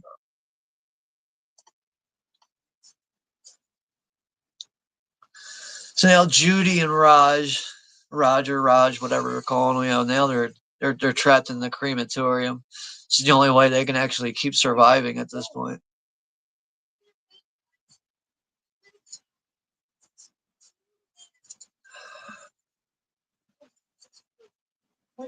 We don't have too much longer left in this movie.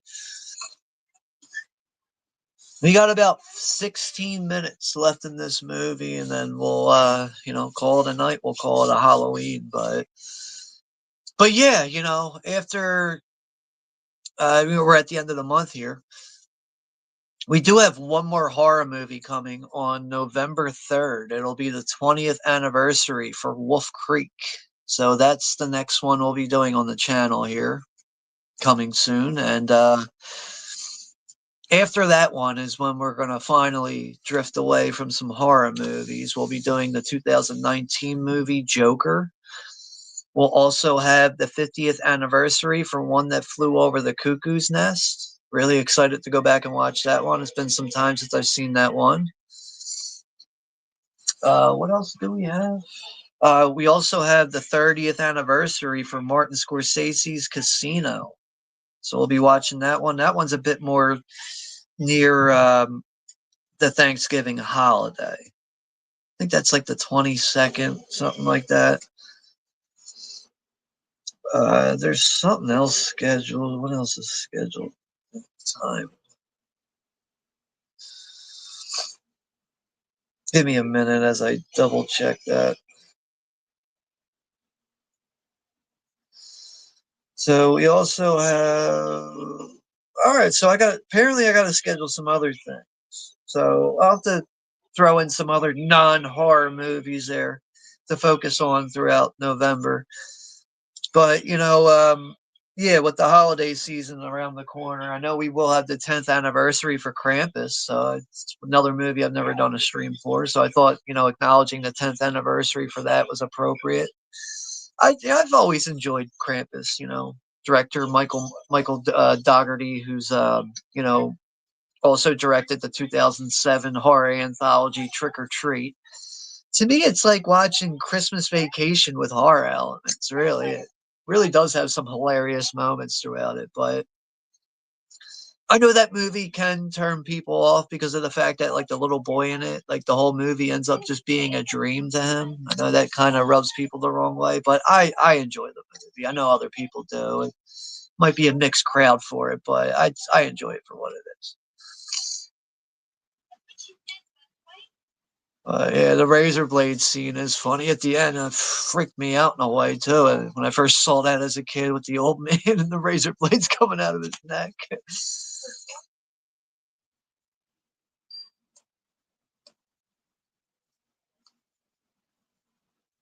But yeah, hopefully you guys, people down there in the chat, I know it's thin, but hopefully you guys are having a good night. But yeah, all right, Greg's got a question here. 5 must-watch films on Halloween, man. All right. Gotta put this one in there, Night of the Demons. Also gonna go with cliche, John Carpenter's Halloween. I'll throw that in there. You know what? Here's one. One of my favorite guilty pleasures is Spookies, the 1986 or 88 movie. It has some troubled info there on its actual release date, but Spookies is a movie I like to try to watch, if not a day throughout October. If I watch it, I feel like I can watch that movie on Halloween. There's just so much going on in that movie, so I'll throw Spookies in there. The 2007 horror anthology Trick or Treat. I'll throw that in there. One of the better modern horror films, really. What is that? 3 or 4? I just picked 4. I think I just picked. But I got to go with Creep Show. Creep Show will be my number 5 there. Get a cool fire stunt here. Apparently, there's just gas coming out of that gas line that Judy used with the fucking Bic lighter. Oh, yeah. The realistic moment, or about how realistic that scene is, not very realistic. Gas company would have shut that line off, right? But it works in the movie for entertainment value. Right? So yeah, got to take that with a grain of salt. It works. Good fire stunt, executed very well though. As Stooge and Angela there get lit up. I love to see, actually like the after effect of that and how Angela is like really burned, like her face and everything. You see that towards the end. Really looks like she's been melted in that scene. Happy little trees.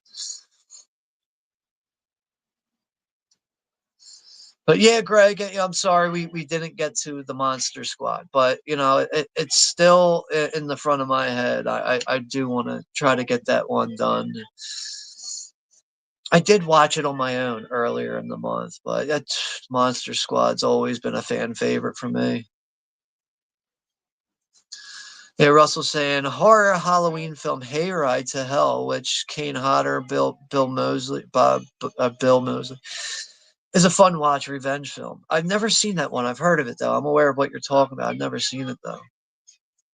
Why is my video quality all foggy on my end? I feel like there's like mustard, or I mean like Vaseline smeared across the screen right now. But we're coming up to the final act here soon. Angela's, oof, man, that burn makeup looks so good on her. It was so convincing. I mean, really. J-Bo with his eyes all gouged out. The way he's walking too, looks like he has like hemorrhoids or something.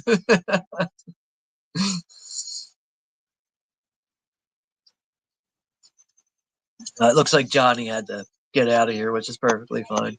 I'm surprised he stuck around that long, actually, because usually he just doesn't have the full hour and a half to 2 hours. He just doesn't have that kind of time all the time to just be up here on the panel like I do. But I'm surprised that he was here as long as he was. So Roger is he survived jumping out of the window there, which is really only like about one story. Judy's gotten out, but they have to get past the wall. They're not actually out yet.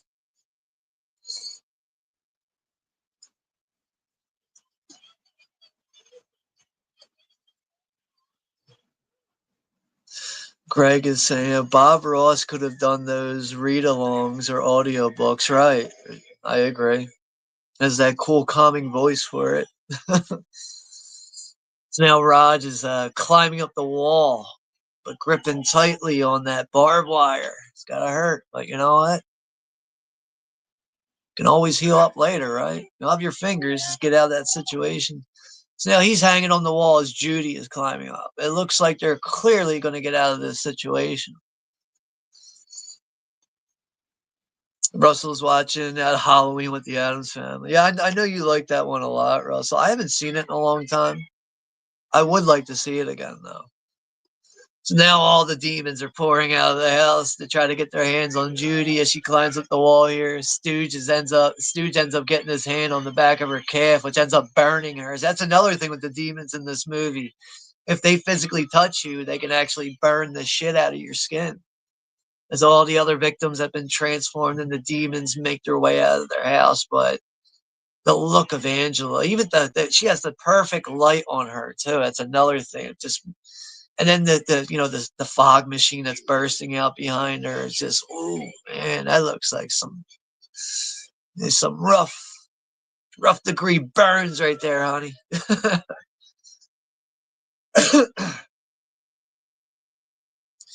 Now Roger falls off the edge of the wall. Judy's just holding on, right? There's nothing Raj can do for her, so she's got to try to get out of this situation on her own.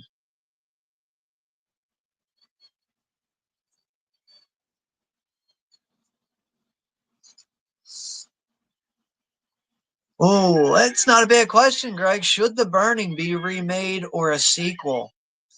To me, that's a big slasher for me. It's really one of my favorite slashers of the '80s, really of all time, throughout the whole genre. I'm going to say Leave It Alone, but I would lean a bit towards more of a sequel or even a prequel.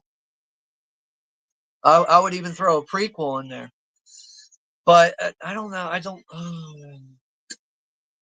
don't like the idea of the remake. So yeah, sequel or prequel for me with The Burning. I mean, I prefer The Burning over the original Friday the 13th, but not Friday the 13th Part 2, which is my favorite Friday movie. So now Judy has gotten over the wall there. Demons all look a little bent out of shape as they go up in smoke. Because now the night is over, right? The night is coming to an end. Yeah, it's Russell saying that. No, big no, right? Yeah, Wolf Cop. Yeah, that would be a fun watch party right there. Wolf Cop. We'll have to get that one done at some point, man. Wolf Cop. And then what's the other one? There's like a sequel to it, like another Wolf Cop, I think it's called. Yeah, Wolf Cop. It's just fun, absurd horror right there, right? Horror comedy, I should say. So now the sun is rising. The demons, the demons are gonna have to go back for another year. Judy and Raj have managed to escape the night a bit unscathed, besides some you know, some scratches and some burn marks.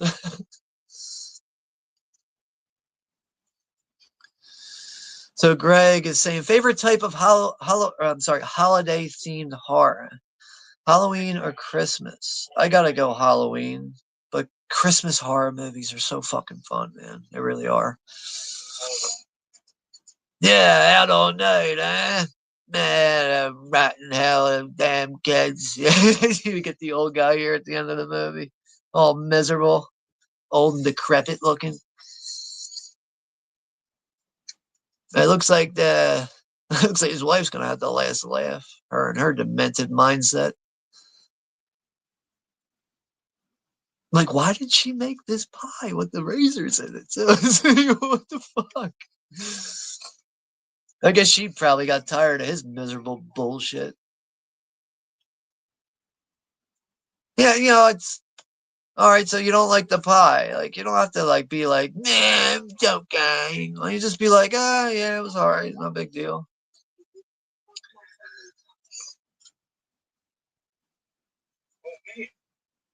He's asking the question like, wait, these are homemade. And she, yeah, I've been up for hours, sleepyhead. I made it while you were getting your beauty rest last night. He goes to take a drink from his coffee, and he starts to feel some sharpness in his throat. Then when she says the comment there, the leftover apples, now he's starting to feel those razor blades in his throat. On top of it, look like poison veins too, totally bursting out of his neck. Ooh! Yeah, you old miserable bastard. You deserve what you got there. You are what you eat. Razor blades in your apples. Yeah, that's an underrated one for sure. Russell, Communion with Christopher Walken. Isn't he also like in another movie? I could be thinking of the wrong people. Is Coma? Isn't there like a? I don't know if he's in that. I'm probably thinking of someone else. Gangster Bert and Ernie do the dessert scene from Casino and Joe Pesci De Niro voices. And so yeah, that is Night of the Demons, everyone. As the credits are rolling on my end, Greg saying, "Yeah, it's cool, Sean." One of my favorites too. Yeah, I believe you're referring to the Monster Squad. Yeah, Monster Squad and The Gate. Yeah, those actually work very well for a double feature, which I've never done before on my own or anything. But yeah, they would work great for a double feature. And yeah, so Johnny had to get going. Yeah, Sean, gonna talk for a while to the missus. Enjoy being on the stream, bro. We'll talk to you soon. Yeah, it's all good, dude. If you're still down there in the chat, no, it's no problem. Thank you for joining me for the stream. All right, so we are going to call it a night. We're going to call it a Halloween here, but we have a couple people left in the chat here. But yeah, so stream right now on the channel, like I said, we'll be celebrating the 20th anniversary for Wolf Creek, which is a movie I remember seeing in the theater, and in some ways really just left a powerful impact on me. And I know some people are kind of on the fence about that movie. Some people like it, some people don't. I've always enjoyed Wolf Creek. Even the sequel, even Wolf Creek 2 is a fucking rough experience. But yeah, that'll be the next thing that we tackle here on the channel. That's the next thing we'll be watching for a watch party. But other than that, I just want to thank you all for, Wild Wrangler, Russell, Greg Brewer, Johnny over at the Wild Guys for joining me on the panel. Thank you guys for hanging out with me here on Halloween night to watch Night of the Demons. So yeah, maybe I'll see you all in the next one. So just take care, be safe, and have a happy Halloween. Enjoy the rest of your night, and I'll see you all in the next one, everyone. Take care.